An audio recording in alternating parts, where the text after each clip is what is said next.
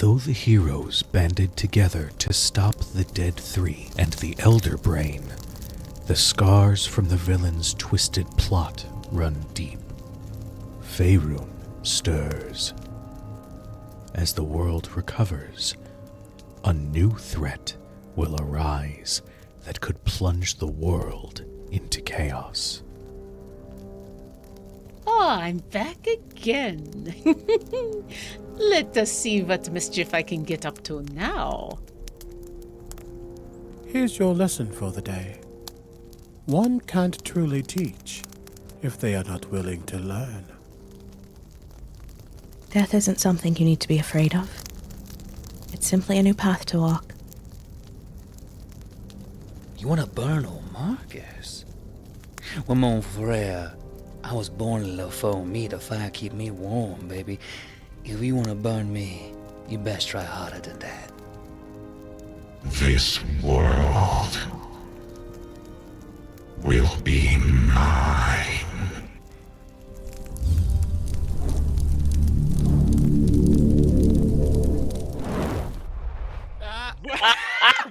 Hey, everybody!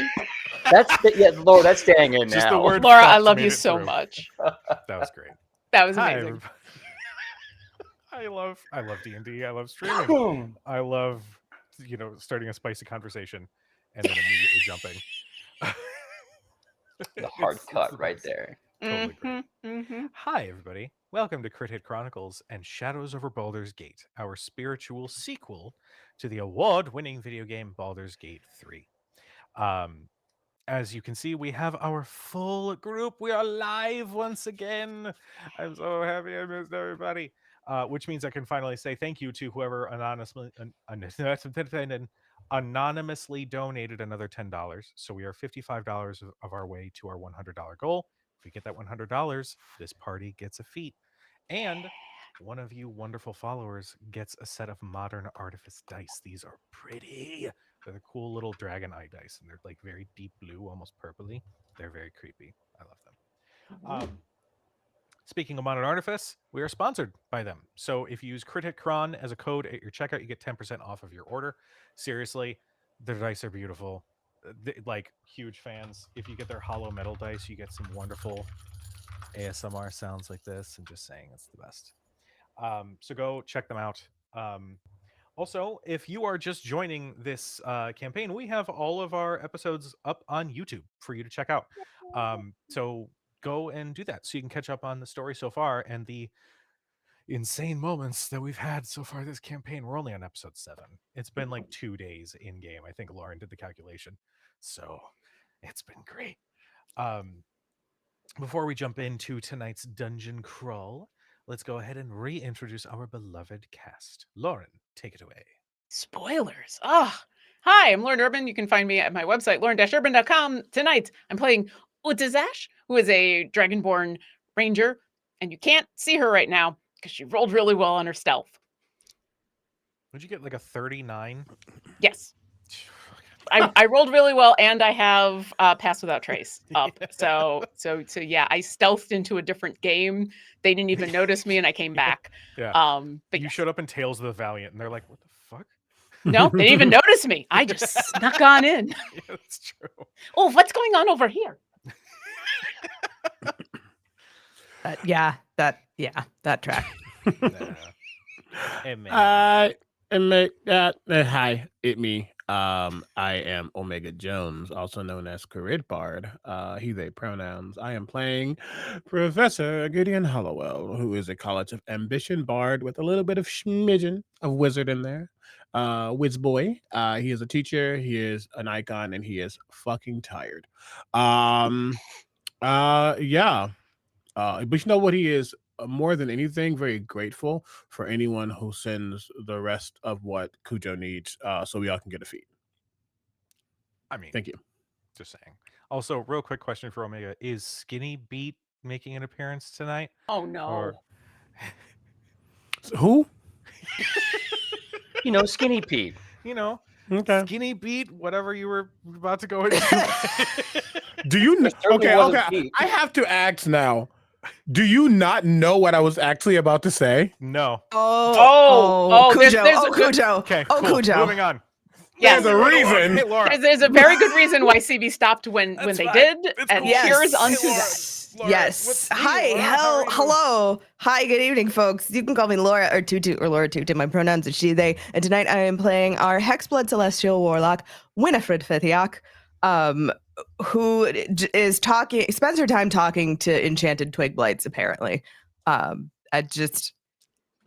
She's so weird, and I love her so much.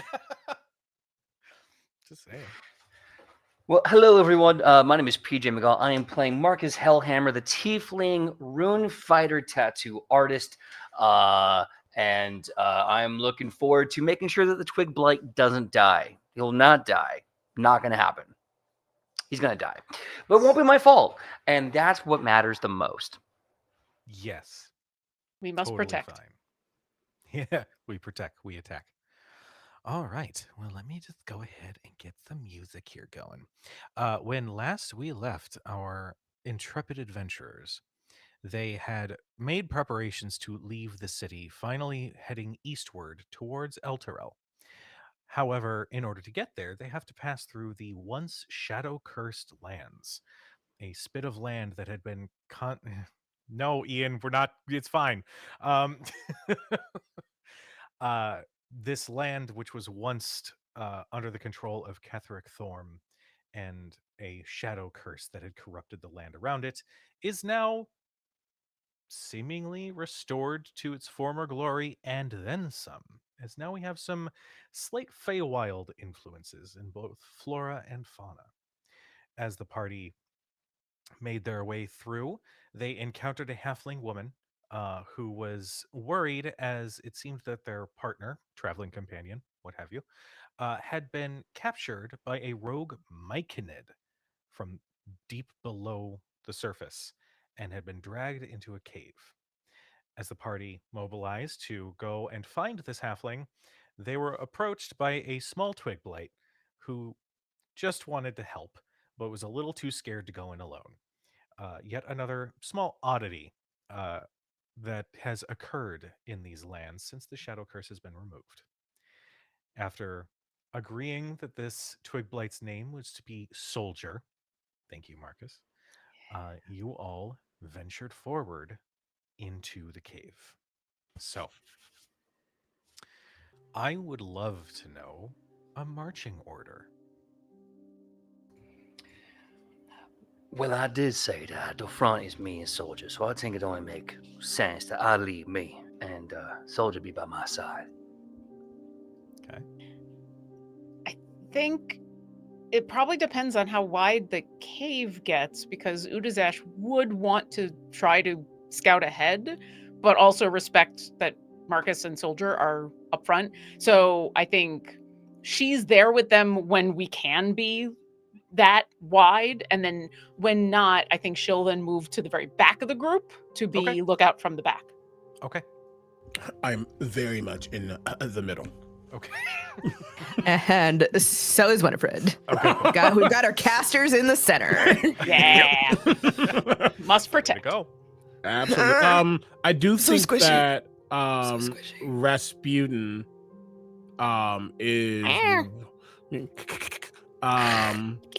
is most likely flitting up around the front as well. He don't listen to nobody, not even me sometimes. But I think he gets some information and he comes back, and he gets some information and he comes back. I want to try something. Oh no. If he starts getting too rowdy up front, can I just, hey? You actually see him like look at you and then suddenly go underneath the ground.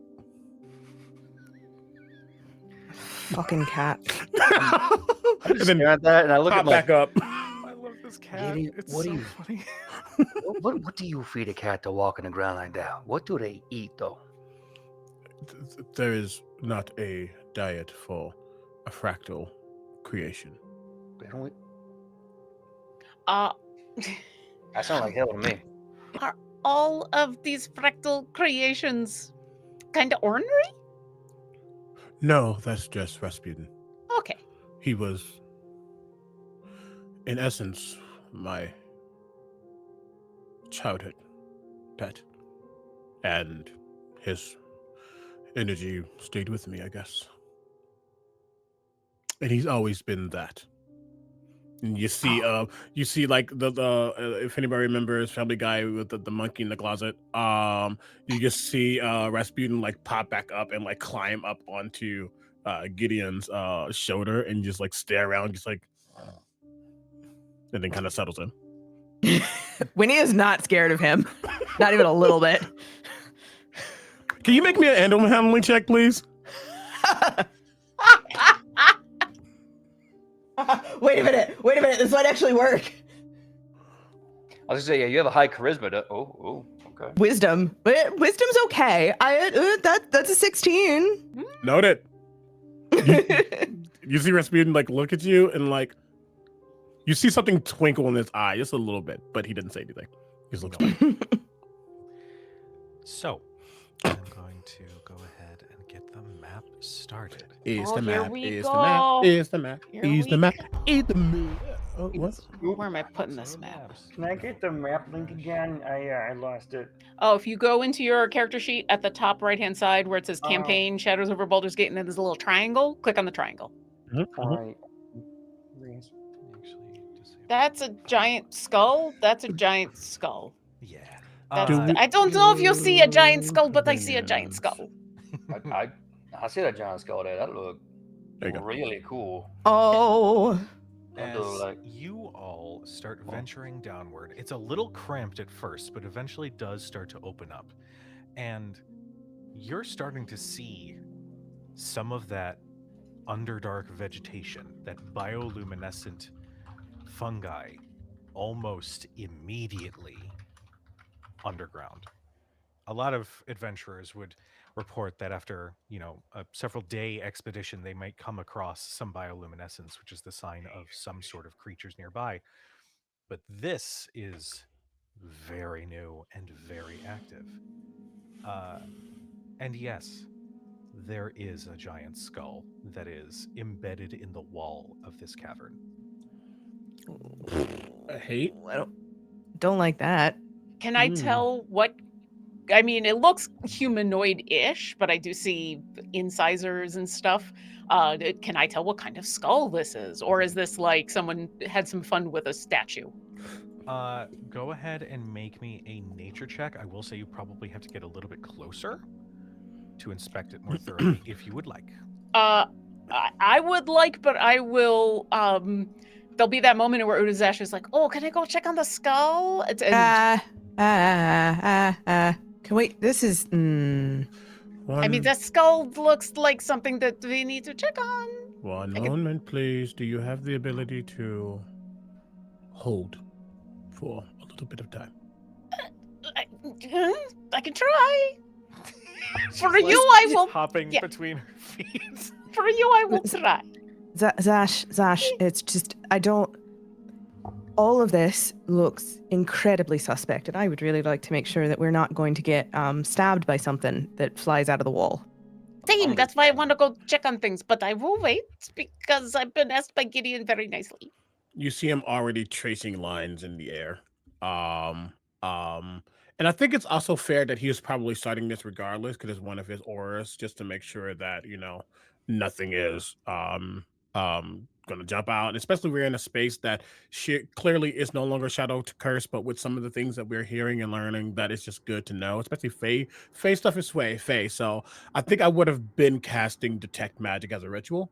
Okay. As we were walking through and even starting this space. So Sure. you let me know how long it's been since I've been casting that, but he would have been doing that from the jump before we actually start trekking into an area we don't know. That's fine. We'll say that you've had it active as you've kind of come into this chamber. You are picking up some abjuration, Mhm. some illusory magics. Nothing evocation or anything like that. It's just you get this feel that everything in this cavern has some sort of possible illusory magic to it.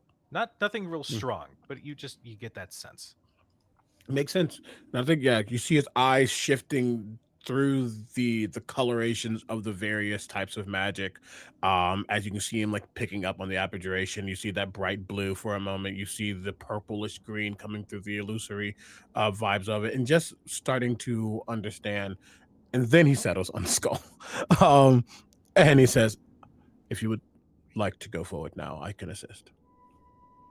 Yeah, that'd be great.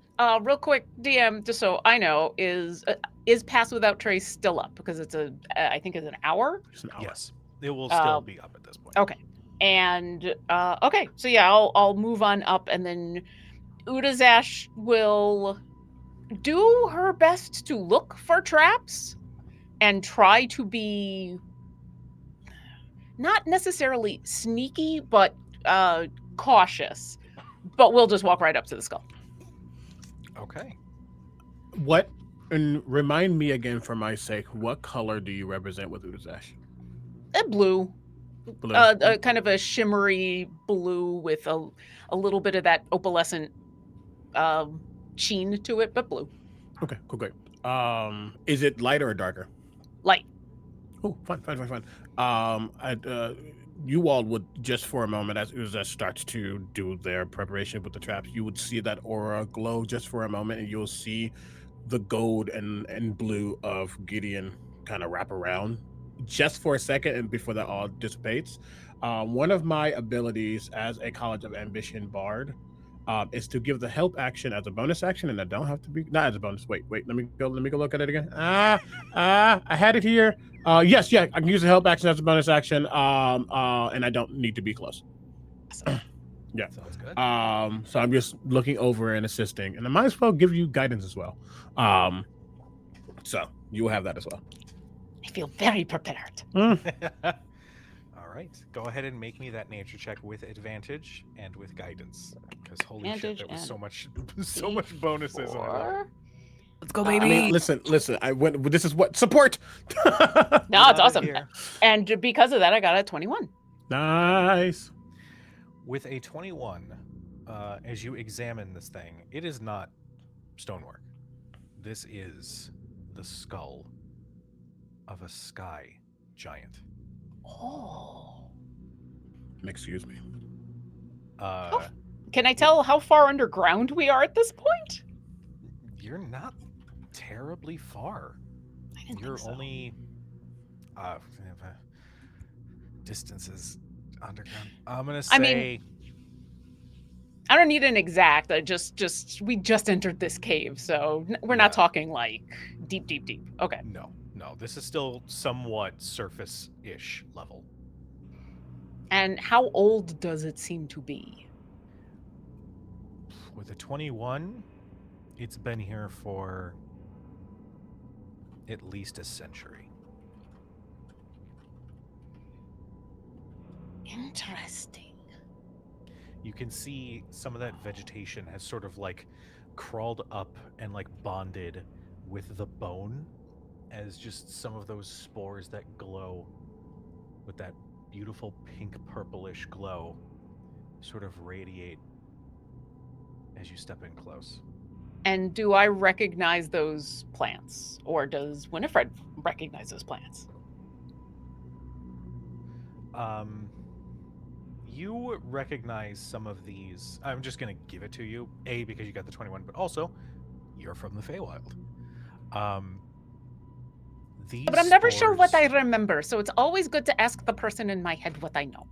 That's a good point. I am the person in the head. That was your decision. You recognize these spores as being from the not-so-nice part of the Feywild. These are mind-affecting spores that, if agitated enough, could cause some problems and perhaps conjure up some memories and or nightmares of those who breathe them in. Now, Oh, okay. I would like you to know I rolled something Mm-hmm. and I got a natural 1, so you are safe for the moment. Okay. One last question. Do the whole it's going to pull up memories or nightmares, is it creating those or is it pulling something from your own past? It is creating those. It might Okay. take some surface thoughts and manifest something, but those spores are what is creating those memories and nightmares. Okay. Udazash will take like a good 5-10 feet steps back. And did I notice any other traps or hazards in this room that I should point out to my friends before I say, come here, come here, come here, but not so close, so close, so close. Go ahead and make me give me an investigation check. Okay. I'm not as good at this as I should be, but that's a 13. 13.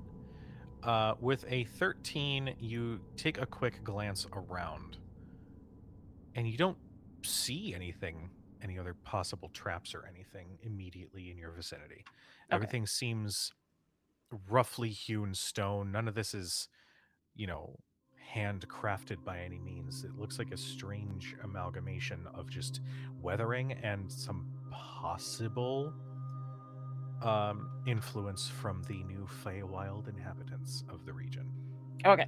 So I'll turn back to everybody and in a low-ish voice go, that is the skull of a sky giant, which is why it's so giant. It's been here for a real long time. Like, obviously, skull. No things but skull. Things growing out of it, Winifred, you've probably seen those before. Don't get too close. If they get pissed off, they make you see things that you probably don't want to see. If you can follow my... No, definitely no touching. No touching. No sniffing, no getting too close. Follow my steps because at least there is not immediately trapped because I did not get killed. That's fair enough. DM, how tall is the ceiling? 20 feet tall ish. Okay. It's roughly hewn and whatnot. It's not even across the board, but around 20 feet. Okay. Then Winifred's gonna stay on the broom and maybe 5-6 feet off the ground, just kind of floating. Is there anything of note, on the walls, on the floor? Are we looking at any runes, any scutcheons? Go ahead and make me a perception check. Do we need to be dancing on the ceiling? I mean, it's an option. I should probably have my dice ready. Also, Yeah, for once I actually forgot have to it mention this all. at the top of the session. Before you guys came down here, Soldier did cast Bless on all of you as well. So that is right. also active. That's Nice. right. And those for attack rolls and saving throws, not for ability checks. Correct. Just wanted to put it out there. Thank you. That's lovely. But with my perception, that's a 22. 22. With a 22, you can see... You don't see any runes or writings or anything like that, but what you do see with a 22 are some of the roots of some of the vegetation that's growing down here. You can literally see very slowly those vines start to crawl along the wall. To any spot that is not already covered in this fungi or vegetation, you can literally see it starting to grow and consume a little bit along the stone. Well, they are they're still very much active and still very much hungry. Be careful. And I guess with that perception, is there any sign of our little halfling? You got a 22. You spot right around... Where's my ping? Ping. Right around here, right at the corner of where that next chamber opens up, you see a small, cloth, boot that looks like it was recently tossed over there. I would like to float over and take a look. Okay. As some of the inspection and things are starting to happen. Just kind of haphazardly. No, haphazardly is the wrong word, but just not to interfere. He would go to each person and ask for their hand. And if you give him a hand, you'll see him just draw what seems to be a rune of health upon each of you. And he's doing it with his finger, and you see that blue and gold kind of itch for a moment before it disappears. And if you look at it in a certain light, you can see it's still there, but for the most part, it's just invisible. And he does it to each of you as he casts aid on all of you. Hey. How much does that get us? I forgot. 5. So 5 to your maximum and current. So don't just literally change your hit point maximum. Yeah. Cool. There we go. Do you do that for soldier as well? I can only do it for 3 people. Okay. Yeah. Which is why I also did not take it. Gotcha. I'm going to extend my right hand, and you'll go see just a mess of demonic runes all over, devilish runes all over, and I give you the other hand, almost like a oops. Like here's some clean spot for that right there. Thank you.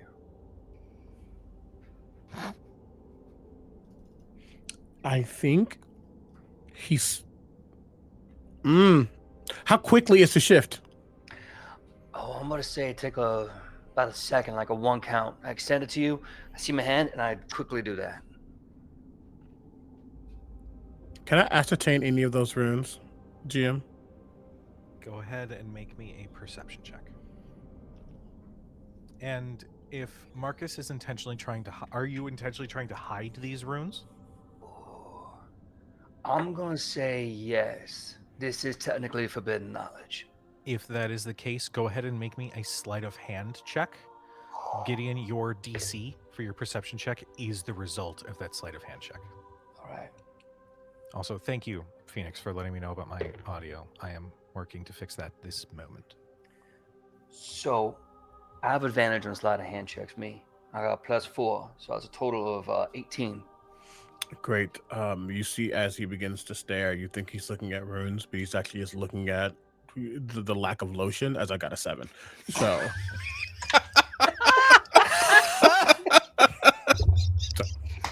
And he switches to the other hand and draws. That's fantastic. That's a fantastic cover.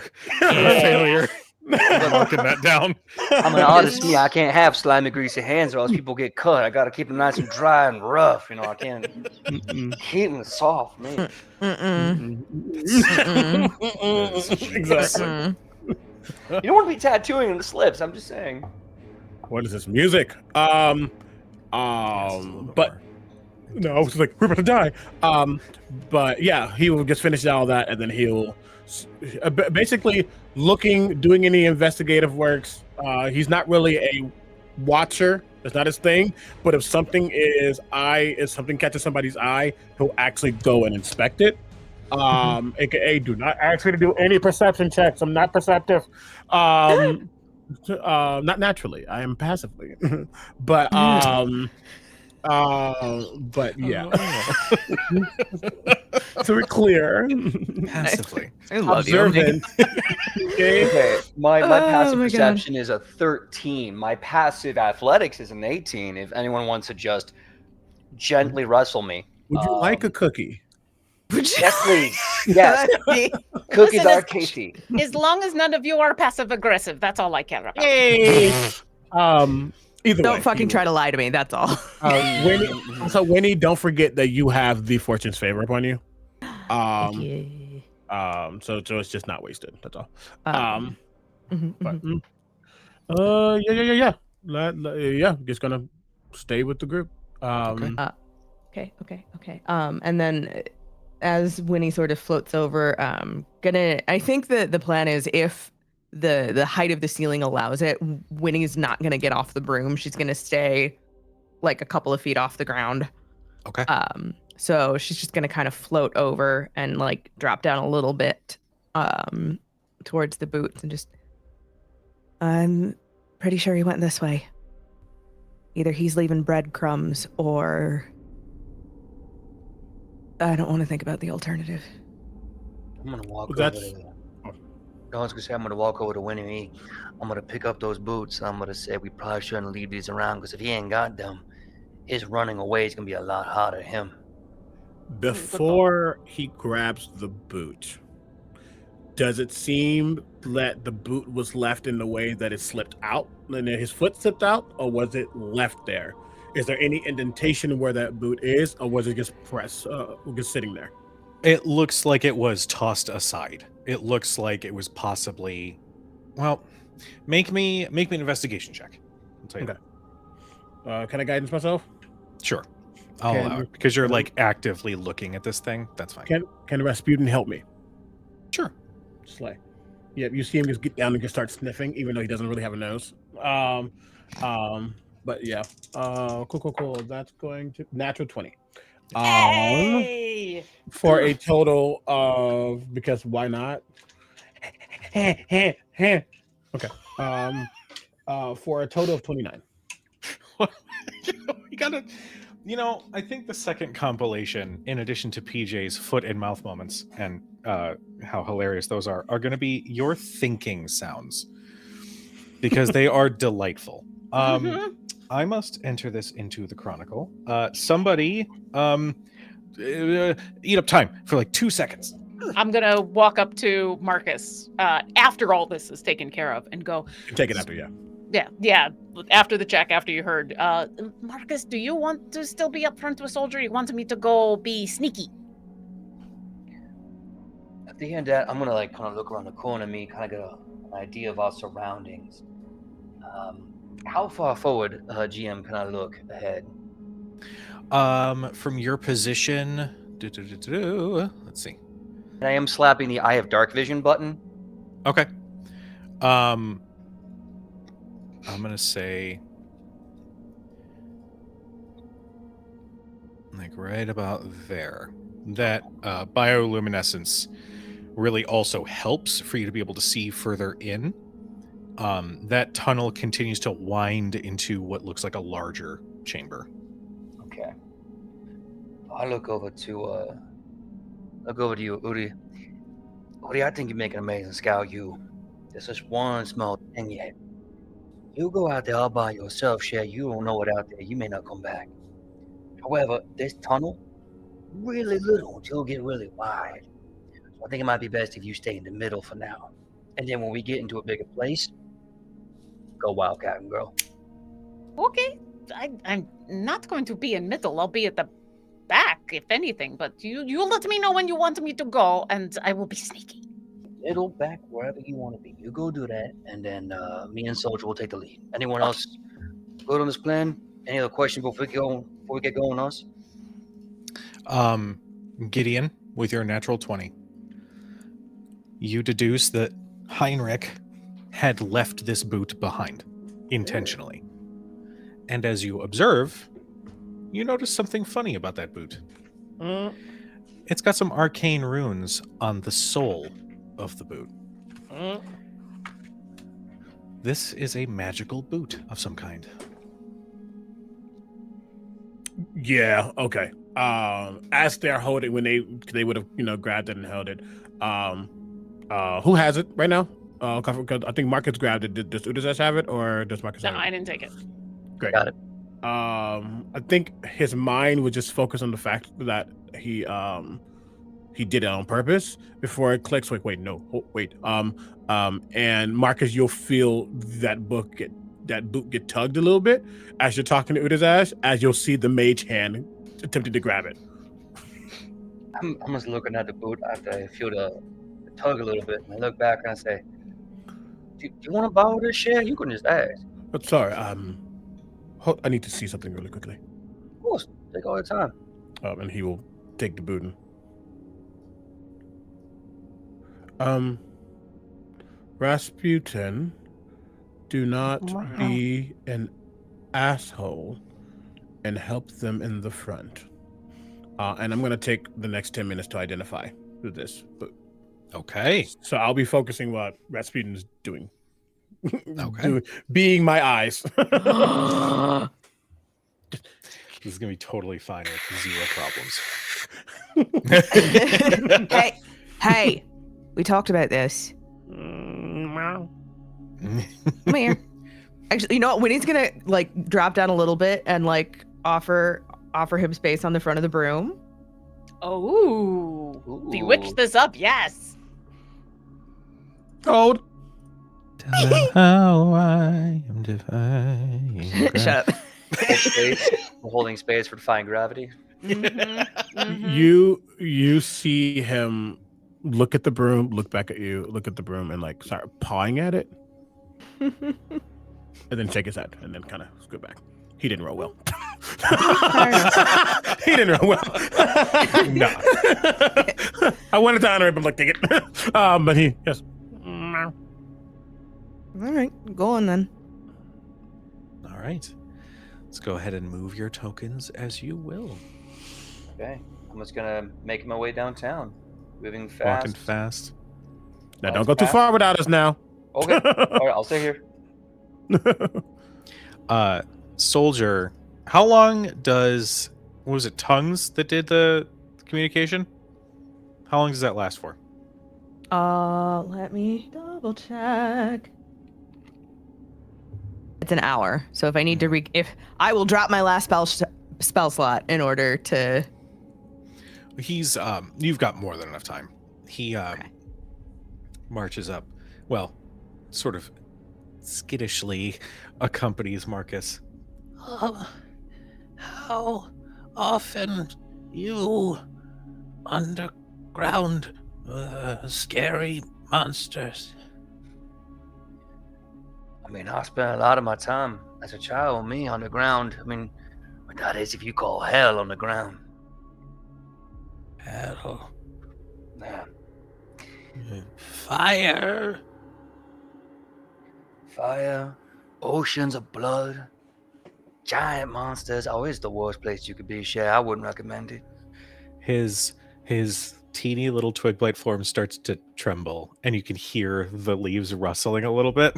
Oh, To that, I kind of chuckle a bit and I say, hey, don't need a fear, Shay. You ain't gonna be there. Ain't gonna let you go if anyone take you.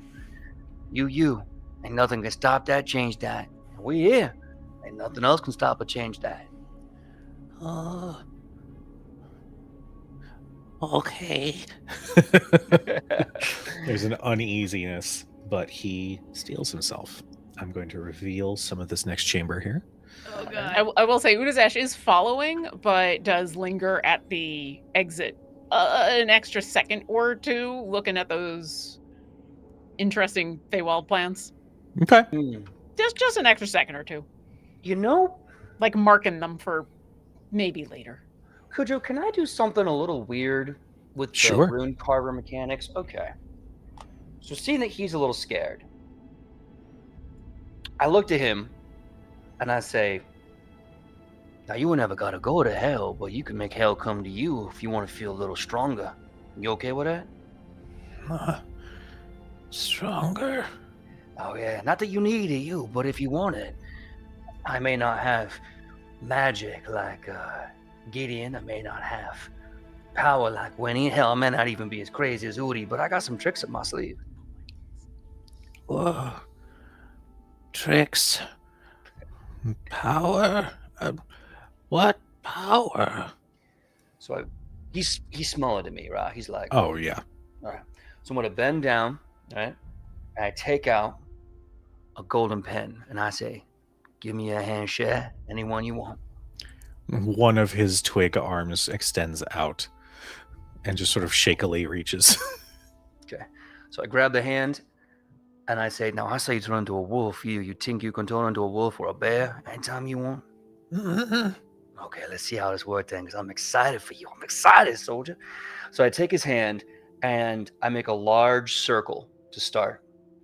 I make kind of an upside down triangle. And from there, I start doing engravings and manic scratchings, but very mathematically precise across the ring and within the triangle. Now, see, in hell, you see shit as a place. Fletcherthoth, mighty hot, burns, fire. The thing you don't like? But you don't gotta be afraid of fire if you are the fire, Shay. I'm going to sacrifice my use of my rune of Phlegethothoth and give it to him so that when he attacks, he can make that attack do 2d6 extra fire damage with a DC 14 con save. Awesome. That's cool. I will allow that. When the rune completes, he just sort of stares. A little bit of flicking fire at the end of the pen. I extend my long tongue. I kind of on my tongue and I put the pen away. Oh, that's pretty. Yeah. So you ain't got to be afraid of the burn, Cher. Just remember a little something we like to say. Le feu en moi, the fire in me. Oh, it's okay. It's a dead language anyway. Literally. It's literally. The dead speak it. As you all continue forward into this next chamber, similarly, you can see more of that vegetation along the walls, more spores, more fungi continuing to grow and corrupt. But you also see evidence of a campsite. You see what looks like... Now, in this image, it looks like it's actively lit. I would like you to suspend your disbelief for just a moment and imagine that it is not. It is what was once a campfire.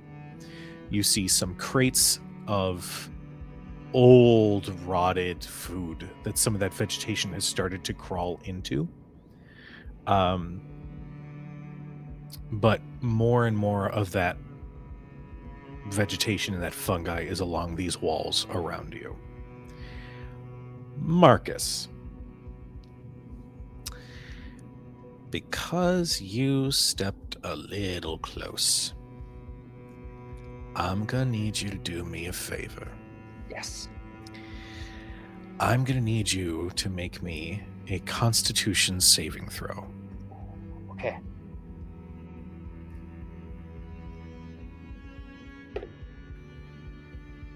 That's a dirty 20, Cher. Okay.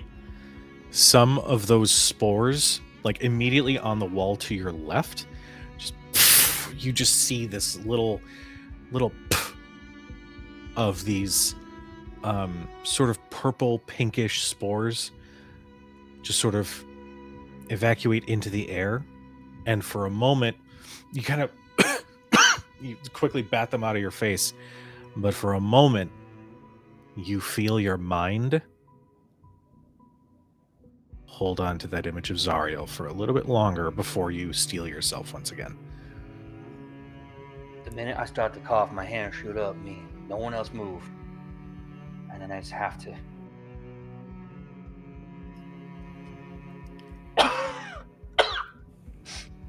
And I make a big, like this gesture. Hey, Udi, some of them mushrooms you was talking about in this area. Yeah. Yeah, be very careful when you come down here. GM, can I look around to see if there's any more, or is it just kind of like in the air all over the room? Go ahead and make me a perception check. That's a net 20. Hey! That's a good time for a nat 20. You are not lying. Looking for mushrooms. Oh, because Mushrooms. there are things? There are things. Mushroom dance. Mushroom dance. What does it mean? You lived a life of sin. What the fuck? TikTok brain rot. I'm sorry. Yeah. It means you've lived a life of sin. All right. Marcus. Mm-hmm. Sorry. Spelling and typing. Talking at the same time. You do see many more of those spores.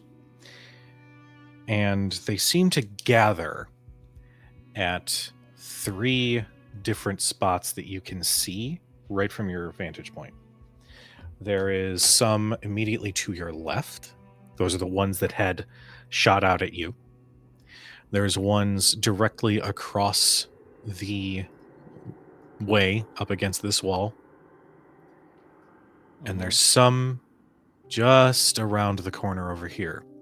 And with your natural 20, you look at those walls, at some of that vegetation that has grown and corrupted, and you watch some of it shift as you spot 3 Myconids that are bonded with the wall that look like if you get a little too close, they will no longer be bonded with the wall. I will go ahead and reveal them for you. They have not acted. They have not done anything, actively malevolent or anything, but they are nearby. So I'll do this. Putting out here, this is how The Last of Us started. This. I hate it. So Hate it. I'm going to turn on my heels immediately. And I'm going to, in a whisper, say, all right, we got 3 of them little funky boys in this room behind me. Oh. They're not activated right now. We go in there. We can either try very carefully not to wake them up, or we can ambush them. Around their bodies, there are also more of them, Woody, what was those things you called that gave us nightmares? What was that? Just spores that give you nightmares. Nightmare spores. Great. I don't know the technical term for it. Well, if anyone got a better name, I'm calling them nightmare spores, me. So, Descriptive is always good. we gotta decide. We going in there, we scaring them, shocking awe, or we sneaking through here and stay far away from the spore clouds, us. Marcus, what? Who's to say that as long as we explain ourselves and are polite about it, they won't just let us pass? Because they ain't standing around. Where they are not there against their own will. They are merging into the walls around them. That tell me that there's something else going on with them. Plus, wasn't it the Myconid that grabbed little Heinrich, whatever the hell his name is? Heinrich, yes. That's the one. But we should find out why, and they might want to tell us before they attack us. So maybe talk and then fight. Okay, who here spoke mushroom? Because I don't speak mushroom. Do any of us know what Myconids speak? I still have comprehend languages on me, so I can understand any spoken language or written language that I hear or see. I can't speak it back, but I do have that. I also can't technically message, but yeah. Okay.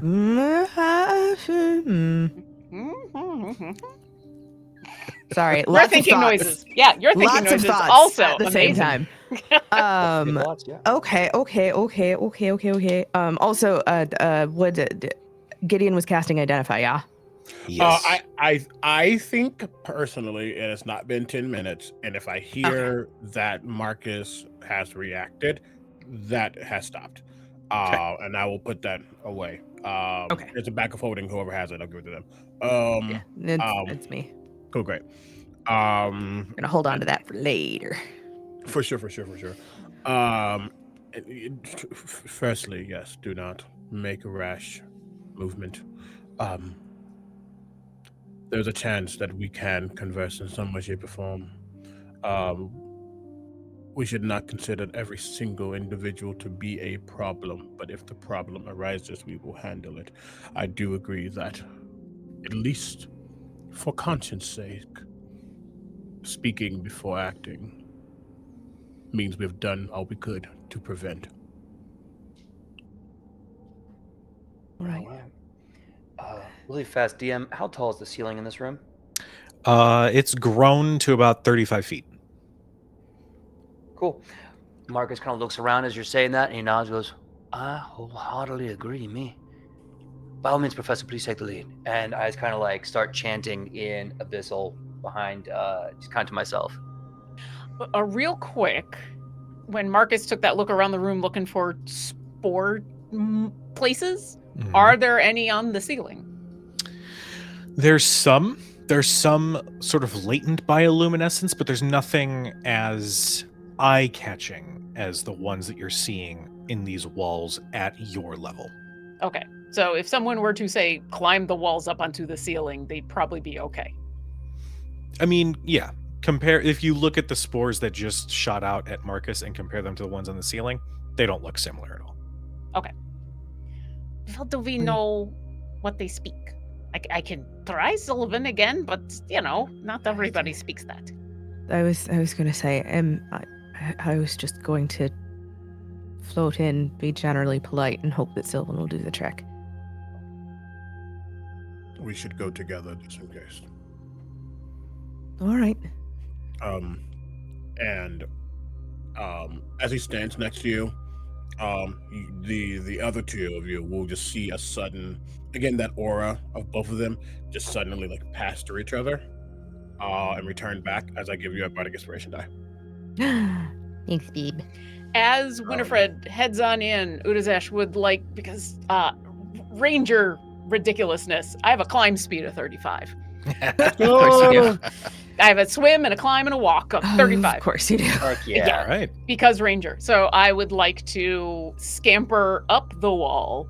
And if you watch her do it, it's a little disconcerting because she's climbing, so it looks like she's climbing like a normal creature, but also there's like something weird going about it, and It's making me think of a gecko. a little bit Like that, like skitter, skitter, skitter, skitter. like it's a little too fast for what you think that she should be able to do. And I'm going to get up onto the ceiling, and the way I'm going to figure out how this actually works is she's going to use her tail to help anchor, and I want to stealth into this room Okay. from the ceiling. Go ahead and make me a stealth check. You do still have pass without a trace. Awesome. That's good because I rolled like crap. That is a dirty 30. I Total rolled like crap. That's a 30. Yeah. I rolled Lauren, a 9. I have Lauren, a plus I'm gonna need 11. you to get your game face on and start increasing those rolls. A 30? Come on. Now. Yeah. I rolled a 9. I could have rolled so much 30. better. What is this, Pathfinder? Those are rookie numbers. Let's get those numbers up. Listen, this could be Thaco, and I could be real bad. So, but yeah. Oh. God, that All guy. right. But yeah, so as Winifred enters the room specifically, I'm going to kind of shadow her up top. Okay. All right. As you climb up and position with- yourself, it stays quiet. Nothing else seems to move. Nothing reacts. Oh, Winnie, you'll feel, like your body like go down for a moment, like something, just like because you're hovering on something that suddenly gets gained a little weight. I'm gonna do something. You will see, if you turn, you'll see Rasputin just on the back of it. Just like perched but right next to the bush end. Oh, nice of you to join us. Thank you. So I'm gonna kind of very like the vibe is we wandered into like the wrong section, like the wrong VIP section, and we're just trying to find our way through without causing any undue fuss. I'm not here to cause problems. I'm just here to figure out what the fuck is happening. So Winnie's just gonna kind of very carefully hover in and look at the creepy mushroom faces. And in common and then celestial and then Sylvan, she's going to say, "Hello. We don't want to cause any problems. We just want to talk."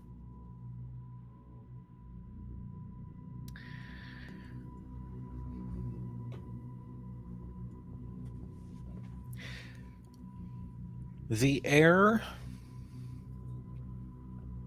gets a little humid. And there's this latent heaviness in the air as very slowly, as you're breathing this air, you start hearing a voice in your mind. It sounds like a chorus of hundreds. We claim this land as ours. You not welcome. I understand. But you've taken someone with a family who needs them. If you return them to us, we will leave you to your business. Trespasser must face our justice.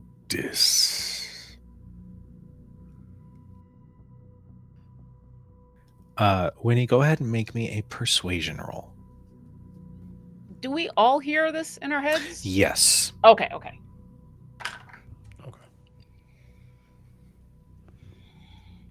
Sorry, Gideon. I know you have comprehend languages up. I'm sorry.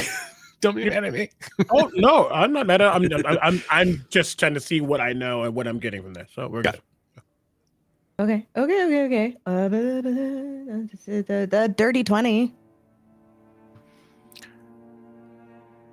There's after that last declaration, there is a pause and a shift. If you pay homage to our royalty, you may pass freely. And what does your sovereign require? Extending out from that bioluminescent mushrooms on the opposite side of the room, there is this almost branch-like limb that slowly extends a few feet from the wall. And it's a vague humanoid hand that slowly turns palm up, and as it does, a beautiful flower blooms in its hand with a much brighter bioluminescence than anything you've seen so far in this cavern. Become one of us.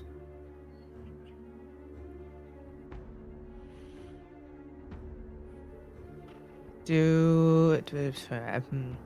this something? Is this a piece of flora that I would recognize? GM? I'm gonna say give me a nature check, because this particular flower, this is new. Seeing that something just got offered, and listening to this and seeing a clear contemplation, you have guidance.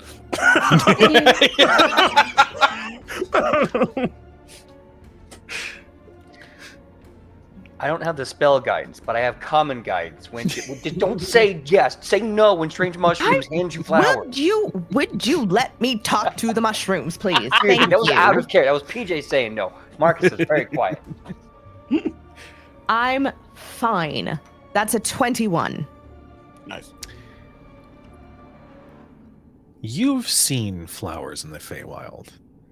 You've seen some of the more mischievous flowers in the Feywild. Some of them have some mind-affecting properties. Some may have just a fun little mischievous curse attached to it. Others may have a boon. But none of them have shone quite as brightly in the material plane as this one. You can recognize by the color of its petals that this is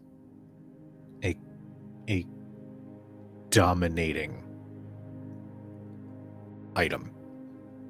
You would be giving yourself over to whomever offers this to you, and you would be essentially your own mental power and acuity would be replaced. New This character. is some. This is some. This is Yeah. I'm some. just, it's an option. Cordyceps. This is some cordyceps shit. Yeah. No thanks. Just- Okay, let me think. I'm thinking. While you're thinking, real quick, are we talking permanent, or are we talking like for an hour, or a day, or a week? I will give you that based on this collection of mushrooms and fungi that is offering this, looking somewhat like it was once a humanoid, this would be considered permanent. Okay. Because that does change the math a little bit. So Yes.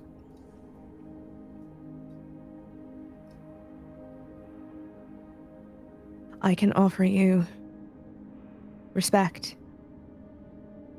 I can offer you kindness. I can offer help for whatever may ail you. But I cannot offer myself.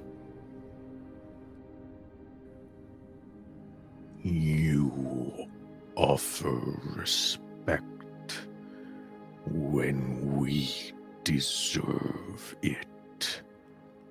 You offer help when we do not need it. You offer aid for our sick when we are healthy, meaningless.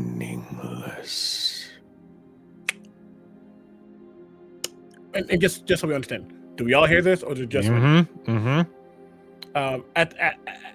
because he didn't know what this flower is, and he still really doesn't. But hearing what Winnie said and as he's wording, you the other two, we just see him forming the outline of what seems to be a body, with his finger, literally just tracing it in the air, and you can see that gold and blue going around his own body as he's tracing out literally his own form around. I'm just gonna casually cast false light for myself. Fair. That's so fair. That is so fair. It's so valid. It's gonna casually just yep. this whole time, Udazash is very well aware that she wants to be quiet, because otherwise she will give away any stealth that she might have. But if you could see her, every once in a while, it looks like she's. Marcus is just sitting there, like, still chanting Abyssal, and you see him kind of like mocking, like he's writing something in his hand with his finger, and he's kind of looking around a little bit, and his body language kind of suggests he wants to scoot past to the front, not to do anything, but like he thinks he's gonna need some space. If you want to move, go on ahead. Okay, I'm going to move through Gideon because I am not going to get near that Myconid adult because he is spory. I'm just gonna excuse me, excuse me. There we go. Here we are. There I am, me. And just kind of get to this little put about here, and just very casually, just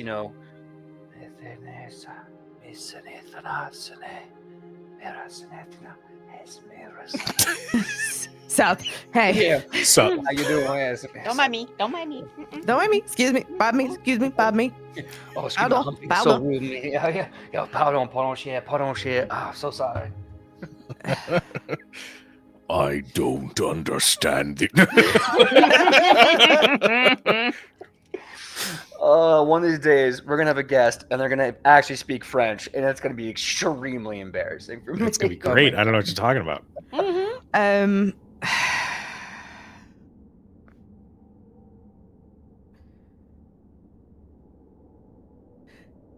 You claim dominion. And yet you take someone who is simply trying to pass through. A ruler is fair. A ruler is just. I see no justice and harm in innocent travelers. This one took something of ours. We will not allow a slight such as this to pass. Has he apologized? Empty words from a doomed criminal.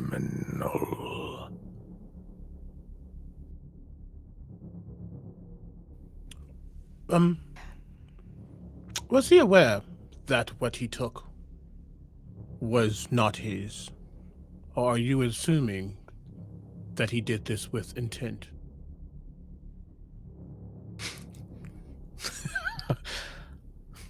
Cujo thinks that's a fantastic question. It's a fair question. If he has very no fair idea question. that what he's taken is important, he has no way of knowing. But not even if it's important if he knew it was owned. If you don't know you're breaking the law, then the law is either unjust or uncommunicated, in which case it was done in ignorance and therefore not a crime. But also, Myconid's got their own system, so it's fine. But I mean, still. Yeah, they might not. However, They might not care. Yeah, but he's still asking the question, just so you understand. Yeah. It matters not. What is ours is ours. So what you are saying is that there's no recompense or nothing that can be done on his end to allow a semblance of forgiveness. We just want to be abundantly clear before we move forward. He could bend the knee to our rule and join us. I do not believe that is an option.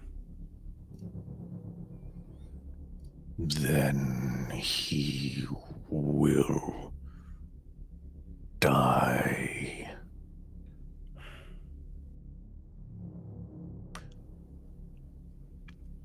Then allow me to ask another question.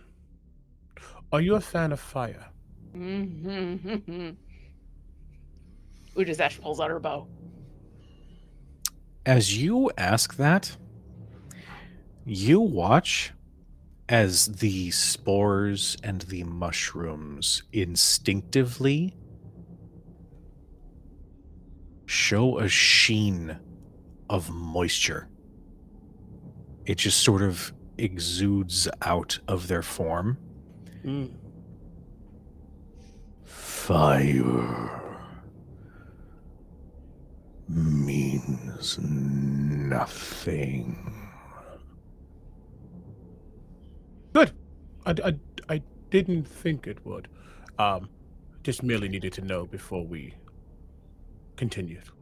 AKA, he just gave away that fire is resistant, and we don't have to use that against him now. Or at the very least, not taking extra damage. So yeah. Mhm.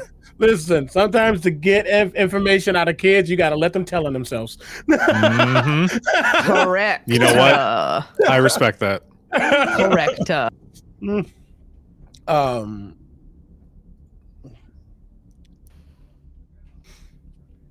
What is? 'Cause I think Gideon is curious to see how Winnie's feeling about something else attempting to dominate her.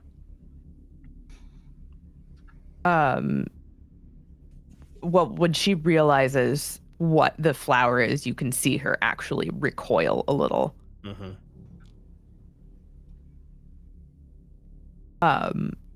And when she says she will not give herself, there's a level of anger. Like how dare you ask me to give myself over? How dare you? Okay.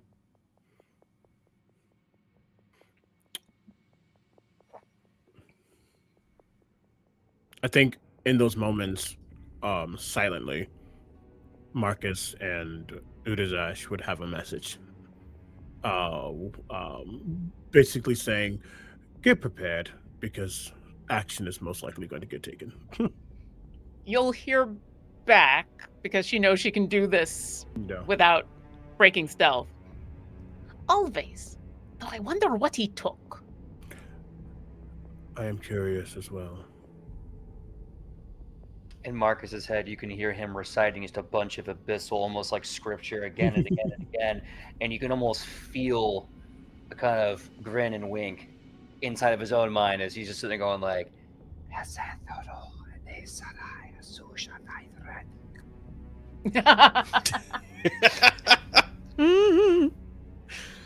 What do you guys do?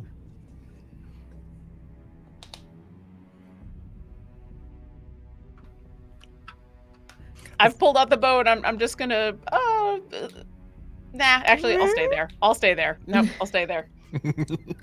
I was gonna move a little bit, but I think You really want to get that's that point blank shot. It was more she was having another thought, but I can't. What, Meg?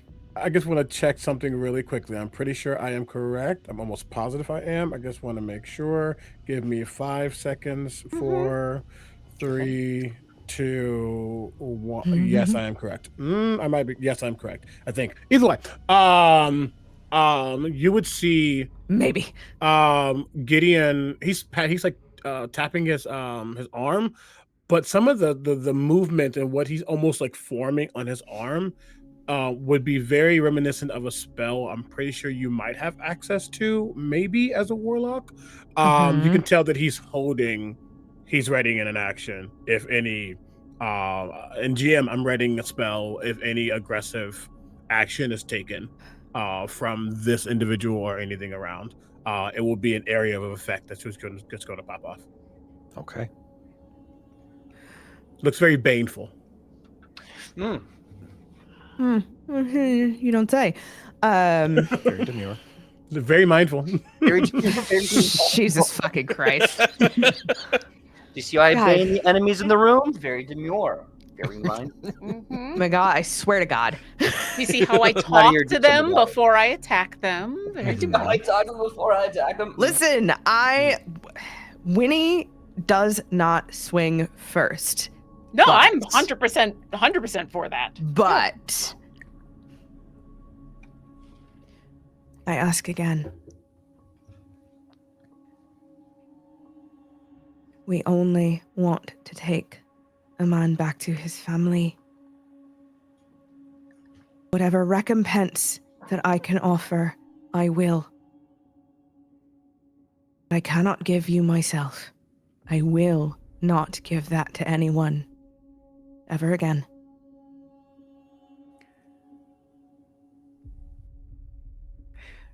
Make me one last persuasion check. I'm going to say that this is going to be with disadvantage.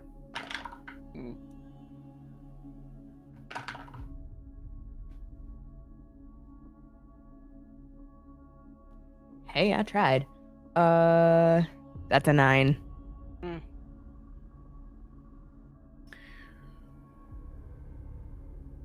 Empty words. You will join him. And with that last word, everybody can hear the sound of rock being broken as these Myconids start to pull themselves from the wall, very nightmarish. Anybody who's holding a spell for malevolent action, go ahead and do your thing. Tell me what you're going to do. I was holding a Or bow holding a bow yeah. with an arrow. That works too. Yeah. Mine might be affecting what y'all do. not affecting y'all, but affecting how effective things are for y'all. So to pop it out first, you'll just his fingers are just kind of on his arm. The minute you see them pop off, you see him just like slide them across his body to the right, and it almost it goes from that gold and blue to a viscous black. As I just toss my hands out, you see the ends of my fingers are that same color, and I spread it around. As I cast Bane. Anything within 30 feet of me, which is, I believe, all of them, very much so, needs to make a charisma saving throw. Okay. Nice. Hell yeah. I'm just gonna do this now. Winnie's gonna shoot like a good couple of feet up in the air, because god damn it, I ain't getting smacked today. But before I do, I'm going to tell Rasputin to hold on. And as you're all doing that, you see me like with my hands doing this and sort of that, and then I just kind of go, and I clap my hands as loud as I can. I ignite in fire, and as the fire rushes over me, Pit Fiend's might, as I become a large-sized creature. I look over at the Sovereign and I say, "Come on, Chad, let's have ourselves a little dance, you and me." The highest charisma save was a 12. Out of All the fail. 3. Okay. All 3 of them are baned. Marcus has made himself a large-sized creature. I wish I could edit that on maps. What's new in maps should be letting me change the size of things, but that's fine. Do I surprise anything with my shot? Yes. Yes, Okay. you do. So I'm going to take that with advantage, and I'm going to sharpshooter at the Myconid. Get him! All right. As I'm going to draw back the bow as the arrow appears in it, lighting up my space and towards this thing. Awesome. So let's see. That would be a natural 20 for 31. Hell yeah, dude. And that's how That's a lot of Udazash one-shot the entries. Myconids. I don't think that much, but still, I'll take it for the first round. Okay, so this is gonna be. And then once per turn is the D4, so I get 2 of those, and then I get 2 of the radiant, and then they're not my favorite foe yet, but I do get sharpshooter, but that doesn't get doubled. Okay, Where are you aiming on this thing? Are you aiming at the Sovereign? yeah, right at his face. Or- Thank you. Face. I think Udazash knows enough that this is a Right in the face. mushroom creature, so just aiming for face-ish, but yeah. Okay. So that's gonna be 17, 27. That's 37 points of damage. Do you need radiant, psychic, or magical piercing separated? Jeebus. No, not Okay, for these good. guys. What was it? 37? You said? 37 Damn. as the arrow just Okay. and burns into that face. All right. Just marking down HPs and whatnot for myself.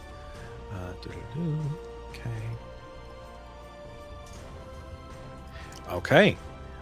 It is still up, but that shot definitely messed it up. It like sank a little bit further in. It's not quite fully solid. Mhm. It's not quite fully, solid matter. So it sank in a little gross. But yeah, it messed up for sure. It was rude to my friend and wanted to force her to join, and so no. All right. So at this point, Winnie, were you? I mean, you were in the middle of conversing with this Yeah. thing. Okay. I've just got what you said, 30 feet up. Is the height of the ceiling? Yes. Yes. Winnie's gonna look back at poor Rasputin and be like, "You better hold on, little one," and just 10 feet You up. see, just All right. At this point, I will need everybody to roll initiative. Yeah. Here we go.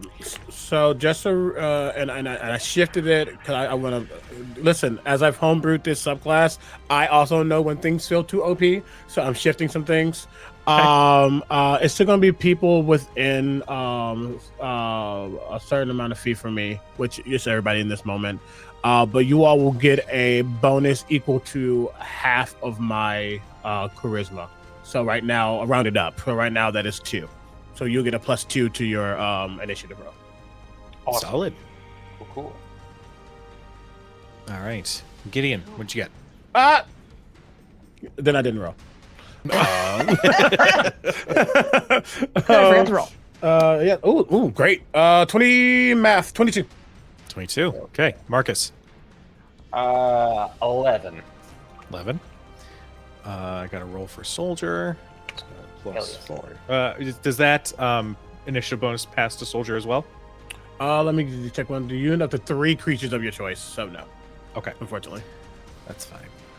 Because right now it's enough creatures with my proficiency bonus, so it's only 3. Okay. All right. Uti, 10. 10. Winnie. Also 22. Hey. So Winnie what's- is gonna go first because your bonus is up by 1. Yeah, +3 dex. Apparently. Yeah. And I will do them. Oh God. Okay. Well, this is gonna be probably a short combat because they rolled horribly. I'm gonna do that. Oh, wow. Our little yeah. I don't want to. So Oh, you they know, rolled like ass. I keep forgetting that because Rasputin is on the field, technically he's showing up in combat. We're just gonna remove him from the combat. He goes with me. And do you because technically we got the same thing. What Rasputin was going to do just for the session because he's with Rennie. Wow, Winnie. Rennie? Rennie apparently. He's with Rennie. He could always give the help action to somebody. Okay. I think just throughout the moment he's just gonna get closer on the broom, and you will just feel that ambitious power coming from Rasputin's era, and he's gonna give you the help action to do your first attack at advantage, whatever you do. Nice. Yeah. Nice. All right. So Winnie, you are up. Okay, fuck. The first and foremost, bonus action, Hex on the Myconid Sovereign, as Winnie shakes her head and just points and hisses, Maledictus. And her patron's energy sort of solidifies, black and shadowy, dripping with the essence of the Shadowfell. Love it. So after I cast Hex, I'm gonna fucking Eldritch Blast him. Okay, go for it. You're gonna have advantage because of Rasputin. Rasputin. And it's just the first attack. Okay. Yeah. Woo, fuck me. That's wild. That's wild. That is. What'd you get? That's 18 on the die plus Damn. 9, so that's a 27. Whoa! Against the sovereign again? Nice. Yep. Love it. Okay. And that's just the first blast. Jesus. So first shot's a 27. Second shot is a 25. Yeah, Damn. both of those Oh, are yeah. absolutely gonna hit. And that is first. Oh, I also have repelling blast now. Ooh. Into the wall. Into the wall. Into the wall. We gotta find you cliffs and overhangs and yeah. Mhm. Maximize that shit. Watch me yeet someone off a cliff at some point. Yes, please. Yeah, so when I hit a creature with Eldritch Blast, I can push them up to 10 feet away from me in a straight line. So he's just gonna get slammed back into the stonework. Okay. I'll say And then add he's right up against it already. Add a D4 to your damage just because he's being slammed up against it. Bet. Okay. So that is with regular old hex damage, plus the D4, that's a 10, and then my hex damage is another D6. So 13 points of damage. 13 total. Jesus. Nice. Okay. If I hit hard, I hit real fucking hard. Yeah, he's Hell yeah, struggling baby. here. Now, was that with one blast or was that with both? Yeah, that was just the first blast. So let me just roll that again. Fucking hell. Okay. Oh, fuck off. Do I get another D4 with the second blast? It's still repelling blast, so yeah. Okay. Just imagine this poor guy's going, "Badoof." Yes. Yep. That's gonna be that's 9 this time around with the hex. So yeah, Winnie just raises her hand, and it's like watching someone fire off 2 shots from a fucking sawed-off. As the force damage just catches this thing straight in the chest. And the necrotic energy from the hex like seeps into its weird fleshy mushroomy body. I don't like mushrooms. I really don't like mushrooms, guys. Like, I fucking hate mushrooms. The Last of Us is my least favorite thing. Dude, The Last of Us was Fuck it. No. As Utazash's arrow and as these eldritch blasts have slammed into this thing, because you can still hear its words. Well, it's not words. You just hear this low shriek that you know is echoing out to the rest of the cavern. It's still alive, but you guys are really fucking it up. All right. Is that your turn? And are you good with where you're at right now? I'm another like 10 fucking feet in the air, so I am hunky dory. Sounds good. Gideon, we come to you. Gideon is kind of just standing where he is as he wants to do. I'm not within melee range of this boy. Yeah, great. Unless they suddenly have reach, which they might, but just kind of like move back slightly. Also to give Soldier a clear way to get through if he needs to. But as he kind of just surveying this area, his hands kind of move behind his back. He just turns his head to the right. And you had mentioned that like when we first heard these Myconids, it was almost like a melody or kind of songy, very melodic. He's just gonna turn and he's going to put his hands over his fingers over his mouth and look at the Myconid A. And suddenly, if they had ears, they would just hear their own song get turned against them as I cast Dissonant Whispers. Oh, that's awesome. Nice. So they will need to. I'm gonna do it at. I'll do it at 2nd level. So they need to make a Wisdom saving throw. They do have to minus a D4 from their save. Thank you for that, Bane. Listen. It's so beautiful. I'm just saying. So cool. Okay. Jingle, jingle, jingle. Ooh. Oh, good. Okay. Well, let's see. Wisdom. So that was going to be a 6. Minus 2. So 4. You know that succeeds. I've literally handicapped my character from spellcasting. They're going to take 18 points of psychic damage, and they have to use their reaction immediately to run as far away from me as possible in the safest route for them. Okay. Let me just check that. Okay. That one is going to run, what was that, 5, 10, 15, 20, 25. We'll do 30. Right there. Great. So a couple of things. One, oh my God, can you please, ma'am? Okay, there we go. Couple of things. It is willing. It is using its own movement, its own reaction. It is not forced movement. So Soldier would get an attack of opportunity if it chose to go that way. And it won't stop the movement either. It doesn't, unless he has like Sentinel or something. But more importantly, as that power starts to go around them, again, auras are very much Gideon's thing. Some of that will just get siphoned, and I'll toss it towards Marcus as I give Marcus a bardic inspiration. Excellent. How much is the inspiration? Is it a D6 or a D8? D8 for me right now. Perfect. Okay. All right. That is my action and bonus action. And because now he's no longer there, I'll just kind of step right here. Okay. I like it. That one is also close to death. This is great. Oh, rip. Up next is Soldier. Yeah, soldier. Soldier, I have to see if I have the thing for it. Yes, I do. Soldier looks at the Myconid as it runs past, and he initially kind of shrieks back, waiting for it to attack. And actually, I should zoom out so we can all see what's happening over there. Right about there.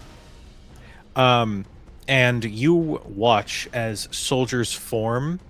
It's like watching a tangled knot grow bigger and bigger until a wooden twig-formed black bear wild shape forms and lands right where Soldier is. We're just going to put his normal token over there for the moment. We're going to do this just for my sanity.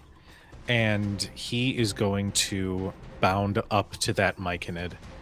And he is going to do some attacks. Actually, let me double check something before I do that. Okay. He cannot make some attacks, but he is going to get in close. And with the intent of making sure that thing doesn't get away. He is not Circle of the Moon, so it's not a bonus action for him to wild shape. Gotta love it. Marcus, we come to you. Okay. So, I am now a large-sized creature. Really fast, because I'm curious. This is one of the few times I've actually been blessed in a game. Does the D4 happen on like every attack that round, first attack that round, or just one attack and done? If you are large-sized, all of your attacks.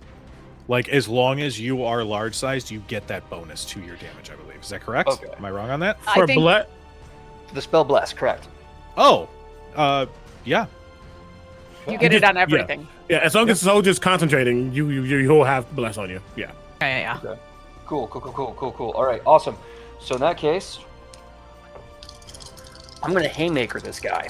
I'm gonna just to give you the build up. So I kind of step back, and as I do, I feign with the left, kind of making this L shape, and then I just do a quick kick up. Hand comes flying back, and it's a giant overhand flying Superman punch to hit this guy with the first haymaker. After that, it's going to be a follow-up sidestep Dempsey roll. Okay, that's going to be... what am I doing? Wondering if things hit. That's going to be a 24 to hit. A 24 will absolutely hit. All right, so that's going to be... oh, yeah, and this one... haha. Okay. What was my bonus? It is 3. Okay, so that's...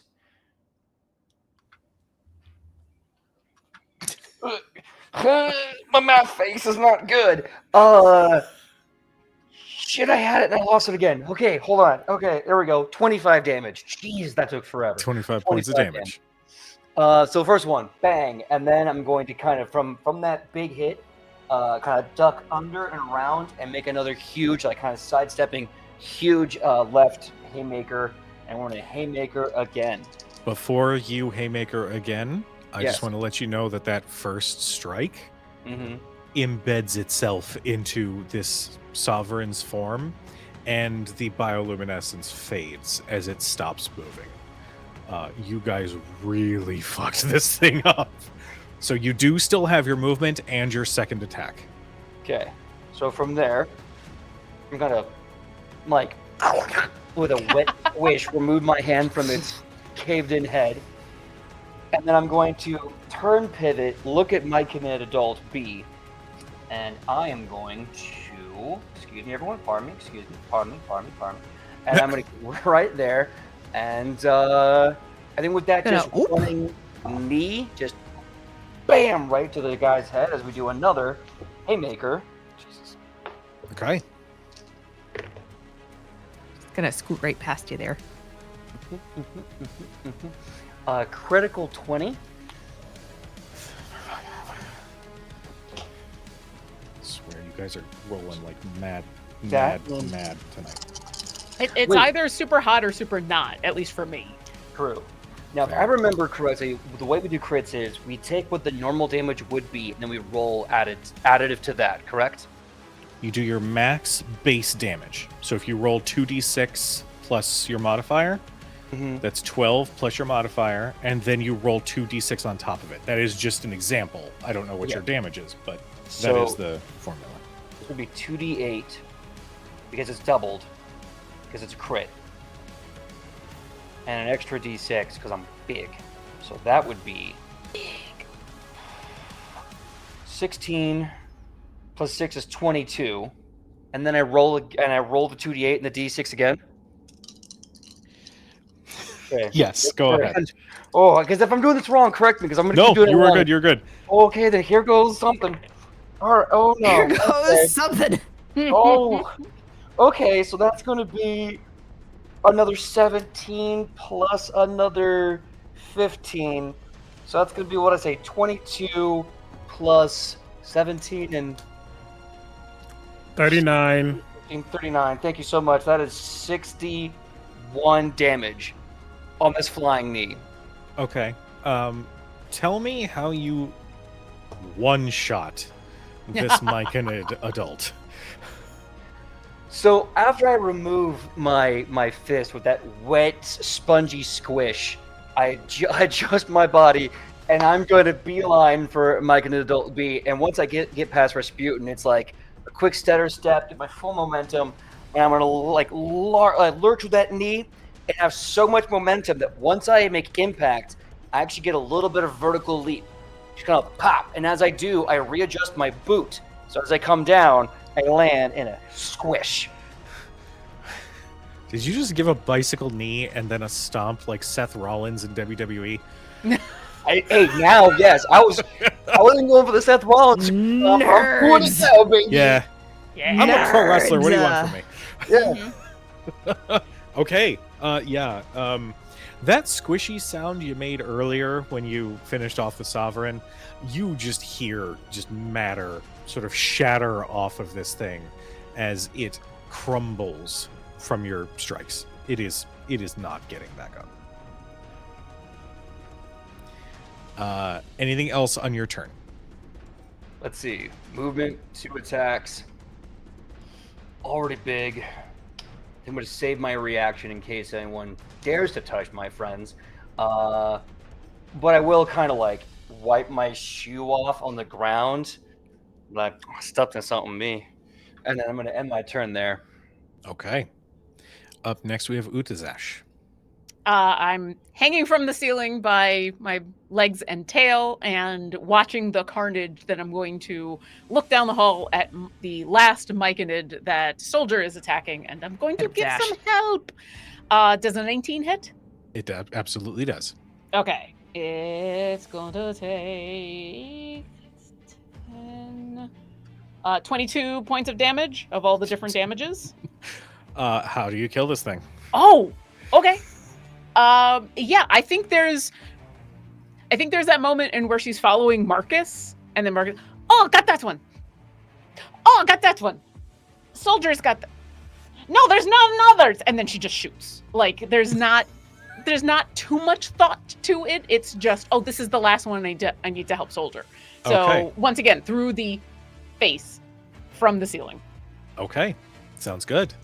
And you hear all the squishies, but because it's a magic arrow, it doesn't come out the other side because it just goes. Cool. At the end of... Wait, hold on. I messed this up. Hold on. 2 seconds. There you go. At the end of Utazash's turn, there was one little thing that had been watching and reporting back as appearing from invisibility just around the corner was this teeny little flame skull. No! With more of that vegetation attached to it, in addition to that necrotic energy piloting it. I hate flame skulls. You hear, for the queen! As its jaw opens and a dark ethereal flame ignites and fires out. Before I I'm looking right at you, Omega. Before this spell is cast, are there any reactions that you guys want to To take? be fair, you said it came out of invisible and did this, so we wouldn't have seen it get cast. So This is I can't true. counterspell it. Okay. It is going Same. to cast Fireball. Yeah. Hold on. Marcus is going to counterspell. This is the Counter charm with my This with is- my roguish, gambitish charm. Just smile and say something Cajun. Is this an attack roll or a saving throw? It is what you are about to do is a saving throw, but Okay. it is casting Fireball. Yeah, no, I can only stop if they actually roll the d20 themselves. In that case, as I look, a very large, burning, bulky Marcus just goes, "Oh shit," and then I proceed to take my beatings. Okay, At least Soldier is far enough that he's probably out of the way. this is true. I just Am I far enough up? let's see. Give me just 1 second. Let's take a look, because I don't have that spell memorized in real life. Don't judge me. You said it was 30 feet up. Yes. So, Winnie, you are outside of the range. Really? Yeah, because the ceiling of this room that you guys are in is like 35 feet up. Oh, okay. It is aiming. And I'm probably like 10 up. Is that enough? Because I said I only went 10 up. Sorry, brain math. 10 up from ground level. Yeah. You're gonna be caught in this blast as well. Fuck my life. I'm trying to be honest. I'm sorry. Yeah. No, you're good. You're good. I appreciate will you. say, I am out of this blast unless the Flame Skull decides to center that more in the room and up. So he can either get Soldier or me, because I'm on the ceiling. They are casting it just right here. Soldier is far enough away that it doesn't seem to really factor that in. So, Okay. yeah, you know what? It's going to raise it just a little bit to catch Udazash in this. That's fair. As long as it's not Okay. getting Soldier. That's all. That's all. I just wanted to do I'm that. going to need everybody to make me a dexterity saving throw. Remember, if you have Bardic Inspiration die, you can use it on this. If you haven't used yours yet, and we have the D4 from Soldier's Bless. Yep. I need those. I'm just going to start rolling some d6. Not This is the deck save. Dex save. Great. Okay. Cool. Do I want Dig it, to? love it, dig it. Do Nah. you want to? Do you want to let it I got a go? 17. Okay. So you are going to succeed. Okay. 23. I gotta take a picture.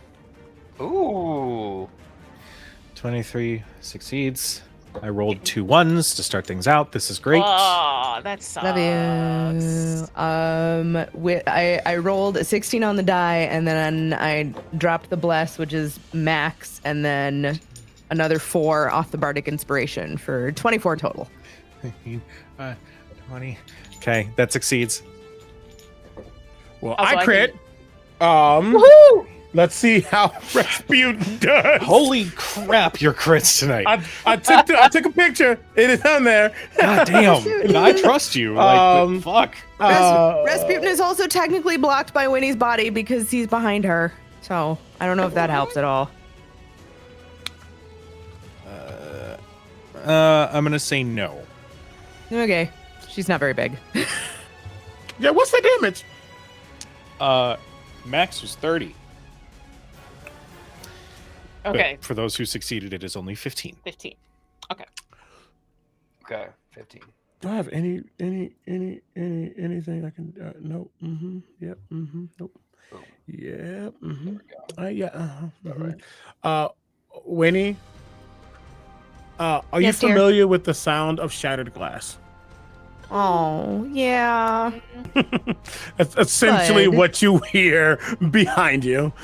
Buddy. I mean, Winnie. I think Winnie has enough arcane knowledge to know that Rasputin will be fine. because he can just be popped back. But there's a moment of like, oh. Mm-hmm. Yeah, However, hold on. Fuck, I lost Hex. Oof. Oh no. Oh yeah, I should roll for Oh wait, what was the save? Wait. The DC was only 13. I'm gonna roll it in D&D Beyond. I rolled a 7 on a die. He has a +2. If he had, does Rasputin have access to the blessed die or no? Bless would have only been for you 4. Never mind. I lose Sorry. concentration on Pass Without Trace, but I don't think we were being sneaky in this moment. So Yeah, it's fine. I don't Not think really. stealth really It's factors in. fine. I do need to say for my con save though. Really I fast. will say, Okay. just in case there is concern over why Soldier did not extend Bless to Rasputin. It's a cat. Rasputin hissed at him He and did. like He did. rude. So He was kind of a dick. Yeah. Listen, he's taking his L, and he will also remember this.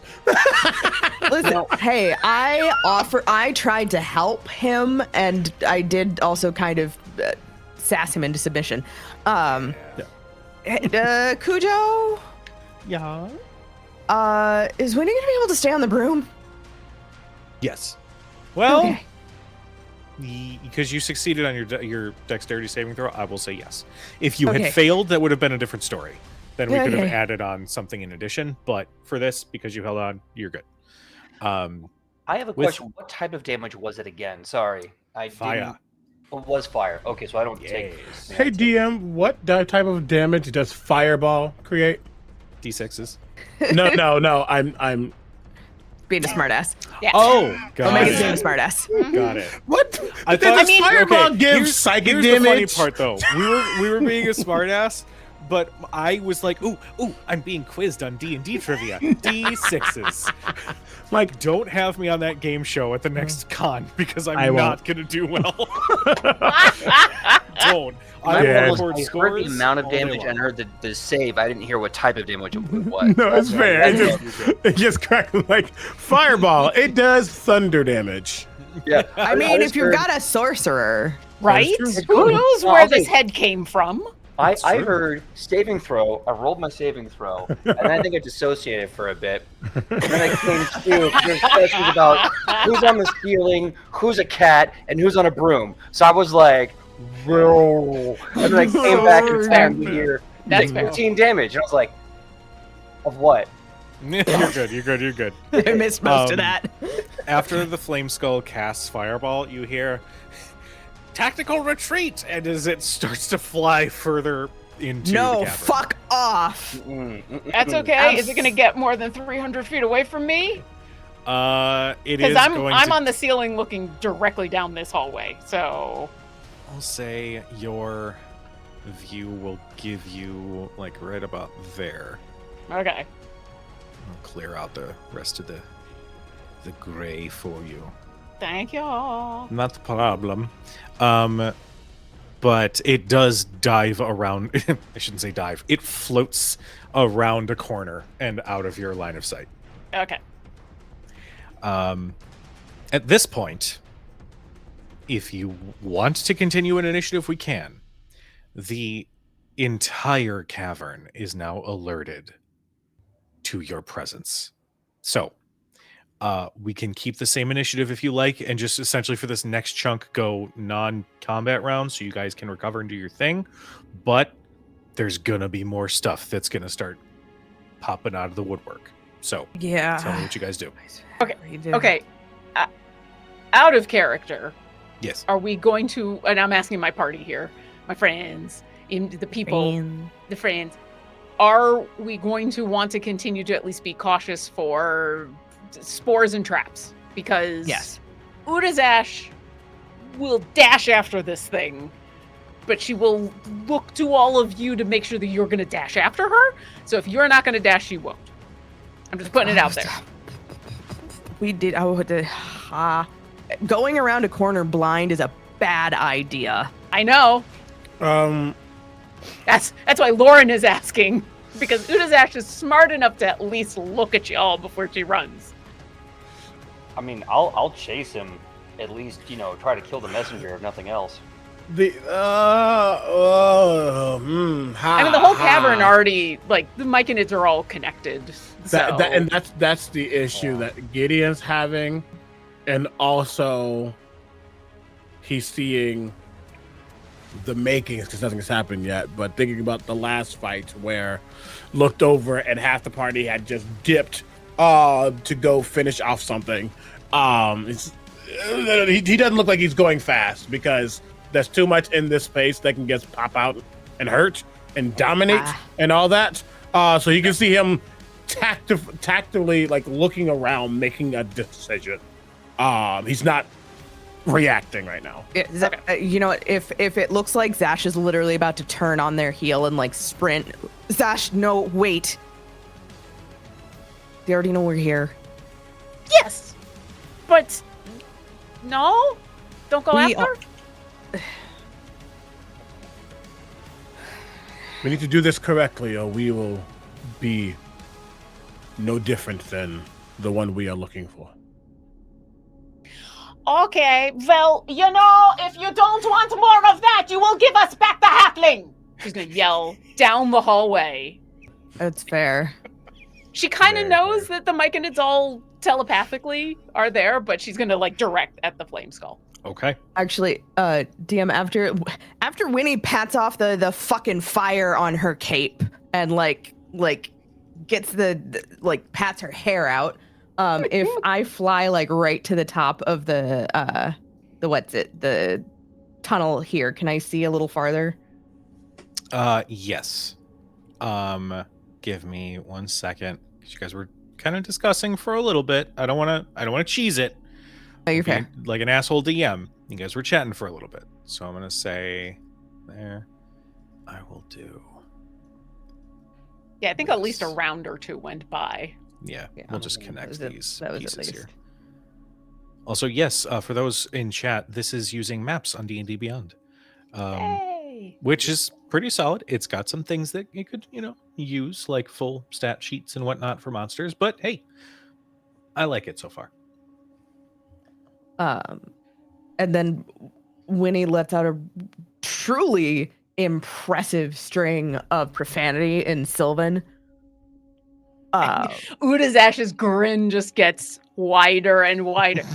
I've never heard that one before. I'm gonna have to remember that. I don't even know what it means. It's gone. At the very least, it's definitely already told anyone else down here that we're here. So, oh yeah, I think they all told each other in their song mind thing. The way I see it, it might be a bad idea to go running after them when they're probably just going to swarm us here. Or maybe they will understand that we just kicked their mushroom butts and won't swarm but come to actually talk. I do not believe talking is their focus at this moment. They said they have a queen. I think past that. We go through to confront the queen, but we are also confronting an entire, for lack of a better word, nation. They have their own society, their own colony. We would be wiping out the colony. And if they attack us first, is that a bad thing? I did not say that. I said we just need to think about this, and I feel comfortable moving forward. But running into their territory, that is like them running into a place that you know more than anything else. They can catch you unawares, even someone as trained as you. That's fair. Also, they don't do any hospitality here, which is very rude. They took someone. And I'm sorry I didn't say anything earlier, but that flower, it has the properties of something like a dominating spell. Yeah. You lose yourself entirely. And now I really want to know what this halfling took. And I'm not gonna let that happen to anybody else. So I No, think it's agreed. That is not equitable at all, and also very rude. No, but I think it's clear that we're on the same page here. We need to get that halfling back to his wife. And we cannot keep playing the ambassador to all of these mushroom people down here. They have already tried. chosen their path, and you did not fail. You did not fail at all, Winnie. They made their choice. That means they chose their consequences. And we are those consequences last I checked. So we suit up, we boot up, and we do what we gotta do, us. And we get out. They show up. They go flat. We don't stop until they apologize and treat us the way we first offered them. Basic rule of engagement. So, we clear, we go forward, we do this thing, yeah? Great. DM, have I lost tongues at this point? I'll say you have a little bit left. You've got maybe 10 minutes left. Okay. Winnie's actually gonna descend. Her feet touch the ground, and there's like a wince because she got a little crispied. She's a little crispy. Ah. Fuck. One moment. Speak the words, I am well. I am well. As you say that, he grabs the voice, the words, and throw it back at you as he casts Healing Word. And he will get that to you. That is a 4. That is a 3 plus 4. That is 11 points of healing to you. Bless you. I just need a little bit of time, and I could be back to what is essentially my full capability. I don't want to be rude, none, but can you do that while walking, or in your case, floating like a feather? DM? That's on the DM. I assume you are alluding to the mystical short rest. I'm a warlock, goddammit. I got one spell slot I'm left. well aware. I'm going to say that a short rest would constitute sort of like a cooldown, where you need to sit, take a few breaths, get a snack or something where you are not directly engaging with everything around you. I'm going to say that you would have to stay put if you wanted to gain the full benefits of a short rest. That's fair. If we need to keep going, then we need to keep going. All I know is this: what with the whole cavern now knowing we here, what we here for, and what we done already, the operation clock is ticking. Yeah, Time is not on our side. You're right. Let's go. All right. All right. As the party rallies themselves to continue through this dungeon, we are going to take our quick 10-minute break. I apologize. We were going for a little bit. It was such a good stride. I realized how long we've been going. So, for those in chat, thank you so much for tuning in. Stick around. We're going to go do bio breaks and whatnot for about 10 minutes or so. So go get your medicine, get your water, get your dinner or snack, do some stretches if you need to, and we'll see you in about 10 minutes. Bye. Bye. And welcome back, Internet. So, our party has steeled themselves. Where do you guys go? Which way do we want to go? I figured we'd just follow the flaming skull. Okay. God, I hate that sentence. I hate everything about that sentence. But it is true. In the distance you hear, I'm You Skeletor. don't understand how much I hate flaming skulls. I hate them with all of my heart. Now that my skills have been burnt a little bit by them, I don't like them either. And at this point, I'm gonna stay on the ceiling, and I'm gonna Spider-Man above everybody. You're gonna gecko it. Yeah, I'm just gonna be like real close to like horror movie vibes, but not really. Yeah, Okay. almost. Hold on. Okay. I'm gonna whisper to Winnie as I walk past her. I say, You don't like those flaming skulls yet? Just think how great it's gonna be when you get to crush it down. Make it go. Let's kind of walk ahead. Gideon's gonna.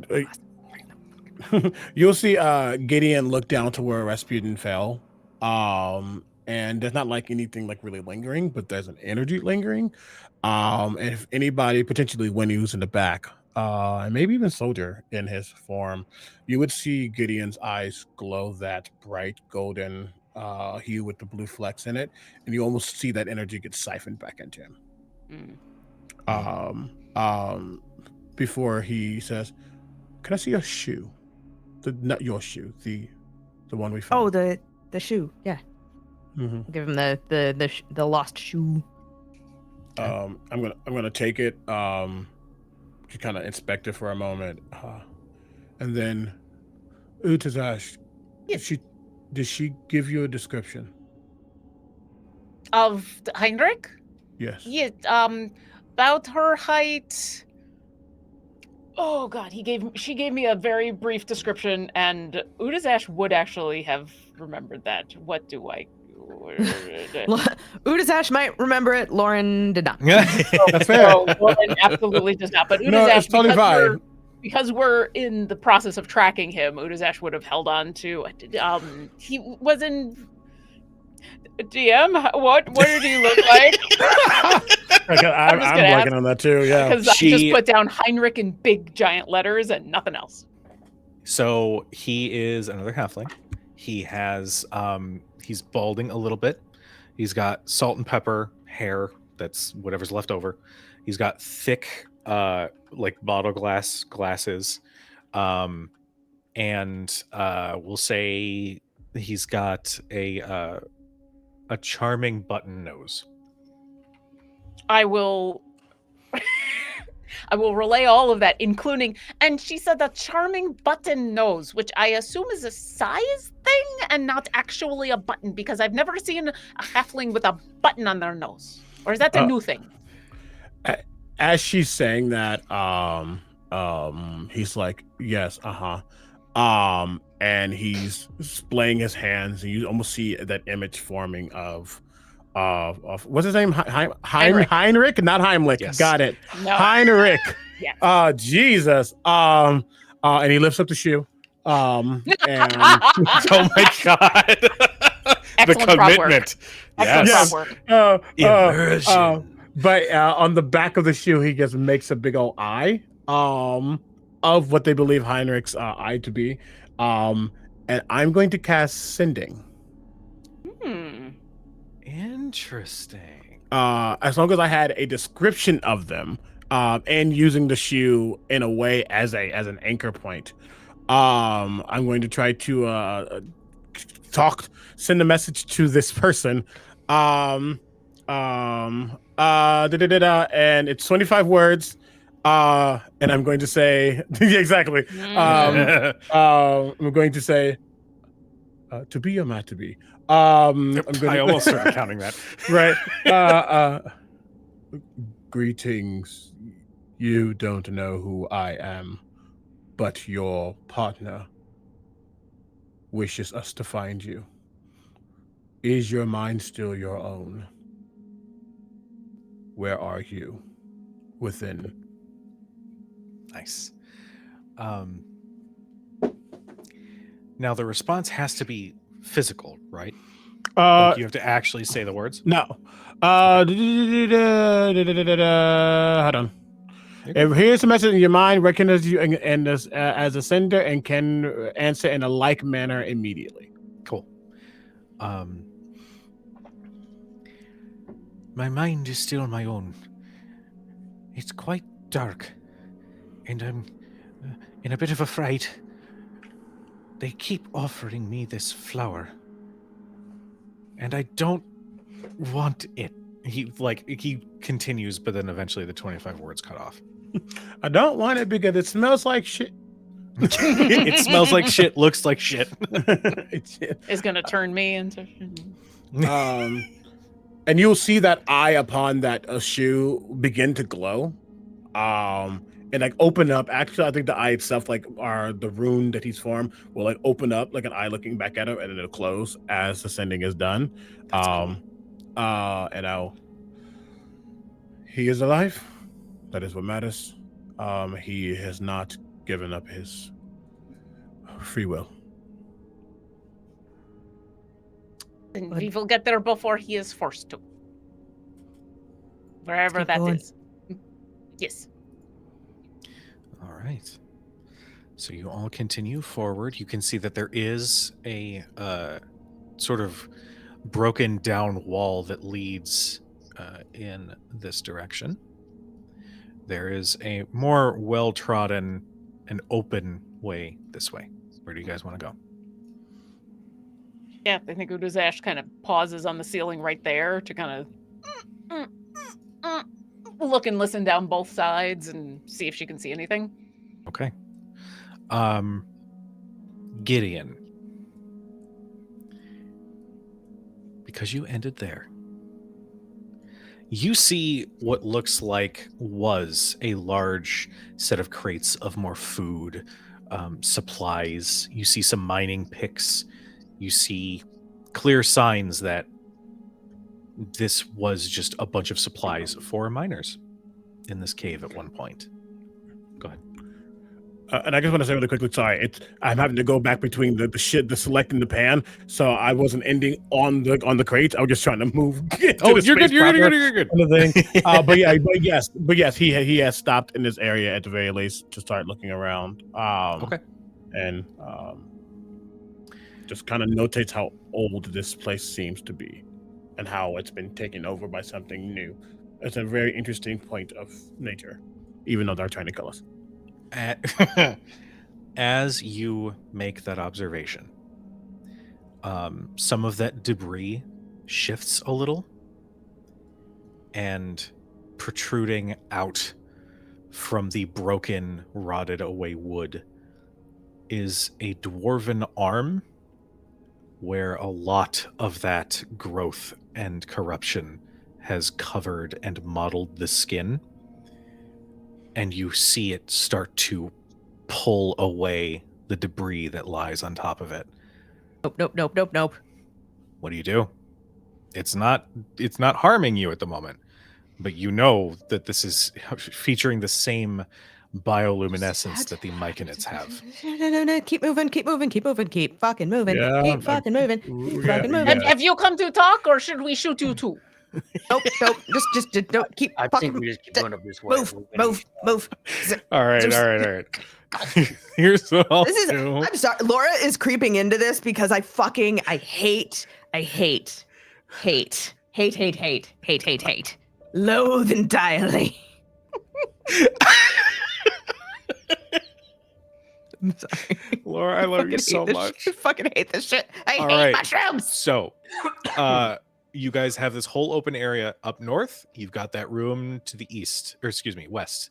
If you guys are moving quickly, where do you guys go? I'm not moving quickly. I have stopped to yell that at the dwarf, and I think I would have also been looking for signs of which way to go, so that Okay. we're not necessarily getting lost. Walking in blind. Okay. Yeah. Moving north with me there, like you already seen, yeah. As you yell at the dwarf, you can hear, Accept her embrace. as one last piece of debris gets pulled, and you can see the mushroom pieces have grown out from the side of its face. And so it's giving it this very it's sort of Last of Us inspired spore zombie. Also, hi, Hack Recklessly. Thank you for the raid. We love you. Its eye, its one remaining human eye, dwarven eye, is clouded over. Its normal flesh is this mottled gray. And it looks like it should be barely held together. But whatever cordyceps and fungi have invaded this form have like pulled everything in so it can still maneuver as it should. And if we do not, and you are just stealing people, no. Give us back the people we are here for. They will be ours. Well, then we will destroy everyone in our path like we just did the last ones. And yeah, do I see a path to go? If you are meaning to, let me I think ask this. during this tiny little interaction, Udazash is looking for tracks. Okay. You can see drag marks going to the west through that broken down wall. Okay. Actually, make me a survival check real quick. Okay. That's a 19. With a 19, you can see that there are multiple sets of tracks. One set is very clearly somebody being dragged, but there are others that seem to be walking or maneuvering along with that dragged individual. Okay. I'll call down towards Marcus and Winnie, who have started to go north, and go, Thrax, this way. Thrax, this way? Thrax, this way. And I'm gonna, I don't think Udazash would have put away her bow. I think she's gonna draw it on this dwarf and go, if you want to get on by, go this way. I'll make sure this thing doesn't follow. Okay. And for the sake of all this, I'm not necessarily looking to get into combat with it unless I absolutely have to get it off of people. So Okay. For narrative purposes, given that we are wrapping up, does everybody move into this western room? I do. Okay. I will follow Zash's suggestions. Here's what I'll do. Zash, go ahead and make me an attack roll for that dwarf, because he is absolutely going to intend to crawl Awesome. out. 30 and to cause hit? Let's go. Jesus. I told you, today has been I roll like Holy 19s and 20s shit. or 4s. My God. So Yeah, a 30 would hit. I don't know. that is going to be, let's see, now here's where the bad rolls come in. 12 of all of the damage. Okay. I'm going to say that is enough. This is a dwarf that has been sitting in this tomb, if you want to call it that, for a very long time. Mhm. So its form isn't very solid. As you fire the arrow down straight into the head, it stops moving. Good. But you can hear that screech echo out from those spores as it feels pain. Now, where would you all set yourselves up in this room, as narratively speaking, you're hearing more of these things? They're going to start coming out of the woodwork towards you all. Okay, well, I know myself. I would probably want to be in the dead center of a kill box. Tactically stupid, yes. However, if we're going to be surrounded, the best place to be is in the center for a back-to-back situation, so that we can then move the box, as opposed to being outside of it and not being able to help anyone nearby. Okay. Someone's got to be the meat. Someone's got to be the carrot on the stick, and it's going to be your boy. That's all I'm going to say. Okay. That is kind of what you're here for. Yep. And you're very good at it. All right. I think Udazash is doing something similar, except she will stay on the ceiling and try to once again get into a stealthy-ish position. How tall is the ceiling in this room? This one's about 25 feet up. Okay. So yeah, she would try to do the same thing we did in the last room and kind of cling in the shadows and see what she can do to stay out of sight until she absolutely has to. Okay. Go ahead and make me a stealth check. I'm going to see if I can mark down just for my notes what your result is going to be. 24. Oh, no. 24? Actually, okay. do we still have... No, that's blessed. Never mind. 24. Okay. With a 24. All right. I got that marked in my brain. I'm going to mark it down here too. It's hard because Gideon would not be in the center. He wouldn't be in that area to just get. He needs to be tactical, but he doesn't have the vantage points that the other two have. So I honestly think he's going to stay close to the door, to be able to see all angles just from where he is. Okay. But he will see Marcus get into punch mode. And I think as Marcus probably it literally probably gets doing some prep. That red aura, the orangish red aura coming off of him mixes with Gideon's own blue and gold, and I'm going to give you a bardic inspiration die. Oh yeah. Soldier is going to drop from bear form, and in a moment of hardened determination, you watch as their little staff whirls over their head and aims down this tunnel. And you watch as there's this of sort of faded green energy that settles along the ground as he is going to cast Spike Growth. Yeah. Nice. go. Attaboy. We'll do it right there. Actually, yeah. It's the same idea. It doesn't matter, Cujo. You're gonna make it real hard. You're gonna make it real hard to come down that hallway, basically. Pretty much. And I'll say a couple of things. As he does that, you'll see Gideon twist the signet ring on his hand, one to get back about a back inspiration die. But then suddenly you'll see that hand go to his temple, and he'll mutter some words in Celestial, and something will literally get pulled out of his mind. You'll see like a blue gold shimmering thread almost. And then did you all as kids used to have like the string that you did in your fingers and you start playing with it like a web? Cat's cradle. Yeah, that you see him start to do that with that thread, in preparation for whatever's about to come. Okay. And Winifred is back on the broom again. I'm gonna make sure that we can still communicate with Soldier. Okay. So that's gonna be my last spell slot. But then Winnie's actually gonna hover in this like just outside of but above this hallway to make sure nothing tries to crawl up behind us. The idea is, should something come running, she's gonna Eldritch Blast in the face. Yeah. Right in the Alright. head. I want to do one more thing before this pops off. Sure. I'm going to take a nice step here, and I'm going to prep Pit Fiend's Might, so that when they come, I'm large and I'm basically a meat wall. Okay. They are stuck between me and everything. And as I'm doing that, you can see like I take that golden pen out, and on the ground I draw a line that just kind of flickers into flame, and I say, "This far and no farther," and I get ready to grow when they arrive. Okay.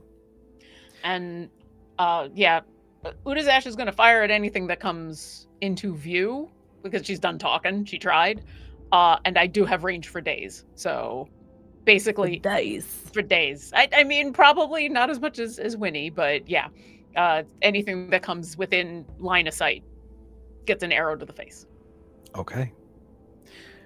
As you all make your preparations and you hear the sounds of movement start echoing closer and closer, the camera is going to zoom out and pass Where are you through... going? No, this is going to be an awesome fight. Stop that!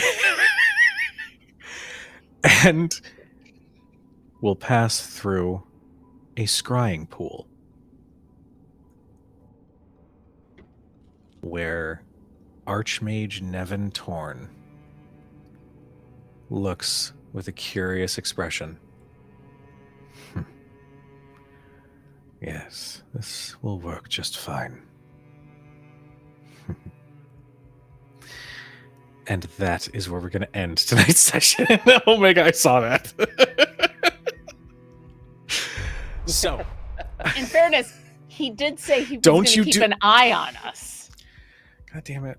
Hold on. I swear. Well, he can't see Winnie or Marcus. So that's true. That's true. Mm-hmm. Here we go. I too know how to. You guys and your obsession with Zoom, not the program, just the concept. thank you everyone for tuning in for tonight's episode. Yeah, this is a lot of fun. I like this situation. I like seeing where this is gonna go. And of course he's keeping an eye on you. You're like doing important work. Why wouldn't he want to know where you guys are gonna be? He literally well. told us before. Now, listen, I'm Mhm. not defending this dude, this guy. But he did literally say he was going to keep an eye on us and do the scry thing. So Just imagine how great it's going to feel when we're level 10, 12, 20, and we kill him for good.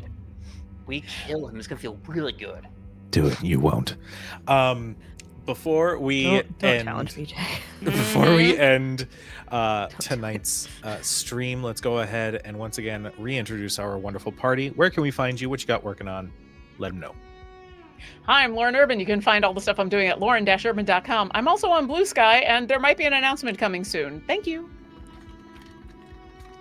Love that. Yeah. Hey, again, Omega Jones here, also known as Crit Bard, and other things that are skinny and start with P. You can find me mostly at Crit Bard or CritBard.tv or whatever across many different platforms. Tomorrow you can catch me on twitch.tv/Winter's Tales for Castleton, which is a 120 plus content creator D&D extravaganza. It's wild, it's cool, and things are getting very, very hectic. On Thursdays, you can catch me on twitch.tv/Captain Robert for Vecna Eve of Ruin. Again, more hectic, crazy shenanigans are happening over there. Other things are on hiatus. Also have something in the works that I'm not talking about yet, but it will be debuting soon-ish. I'm very excited about it. So that's me. Hi, hello, good evening, folks. You can call me Laura or Tutu or Laura22. You can find me all over the internet, usually as _Laura22, depending on where you're looking for me. Blue Sky, Instagram threads, the TikToks. When I'm not here being tormented by Cujo and his mushroom zombies, you can find me over at Queen's Court Games, specifically in our multi-award winning Vampire the Masquerade Chronicle of the All Night Society, returning for season 3, #soon. When I'm not there, you'll find me with the fine folks over at Obsidian Brews, the all-black tabletop collective, where we are telling stories for the culture. You can also find me every Wednesday over at Rebels Without a Castle for the Stone Lord's Folly, a brand new D&D 5e homebrew campaign by my dear sweet friend Something Savage. I play a shithead commie barbarian. Shut up, PJ. And coming in 2025 for Vampire the Masquerade, we've got a little Boston game coming up with my dear friend Huddy. So keep your eyes peeled for that. Haha. See, this time I knew it was me. Okay. Hello, everyone. My name is PJ McGaw. You can find me all over the internet at PJ McGaw, Facebook, Instagram, TikTok, Twitter, Twitch. Well, not Twitter, but everywhere else. Look, just look my name. You see this face? You made it. You can find me here for Shadows Over Baldur's Gate. You can find us here like really freaking soon for the My Hero Academia D+ Ultra, as we are coming back for season 2. The best kids with the worst quirks are coming back to make it better. So go check us out. Then we're also going to have like a holiday prom. So it's going to be super cute. What else? What other amazing things? Let's see. I'm going to be recording with Paige for a God Killers game. More info about that. A lot of other info about a bunch of other games and things happening. Hopefully, eventually soon, I can let you all know. Please check out my social media. All my stuff is there. The books I'm writing, the shows I pre-recorded, as well as some other adventures, and maybe some other potential secrets for 2025. Things are in works, but we'll see what actually happens. So I hope you all like it, and I'll see you then. Bye-bye. And I am Cujo. I have been your chronicler for this evening. Thank you so much for being a part of this episode.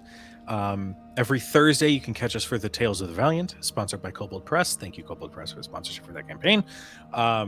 Where, holy shit's getting heavy for them too. Every Friday, as you can see, we are playing Shadows Over Baldur's Gate. Starting on this upcoming Tuesday, as PJ mentioned, we've got D+ Ultra Season 2. We are starting with Holiday Prom. It's holidays, it's prom, it's superhero teenagers in a high school where, hormones are a thing. It's great. It's gonna be so much fun. I spent about an hour scouring for license-free music that would work somewhat to be played at a prom. It's great. This is what I do with my life now. Outside of this channel, you can see me over at Nerd Immersion on Wednesday nights playing some D&D. We're doing the new rules with Fandelver and Blue. Other things. For other things and other announcements, check out the socials, Critic Chronicles or Kuja Plays Games. That's where you can find me all over the place except for Twitter. And yeah, we are going to go ahead and get a raid going. We are going to raid Blue Smoking Glue Guns because we love Whitney. They're also playing Jackbox, so I mean, yeah, let's do that. But in the meantime, thank you all so much for tuning in. We love you. We appreciate you. We will see you next time. Be nice to each other. Please be nice to each other in 2025. Please be nice to each other in 2025, and we will see you guys next week. Good night, everybody. Bye.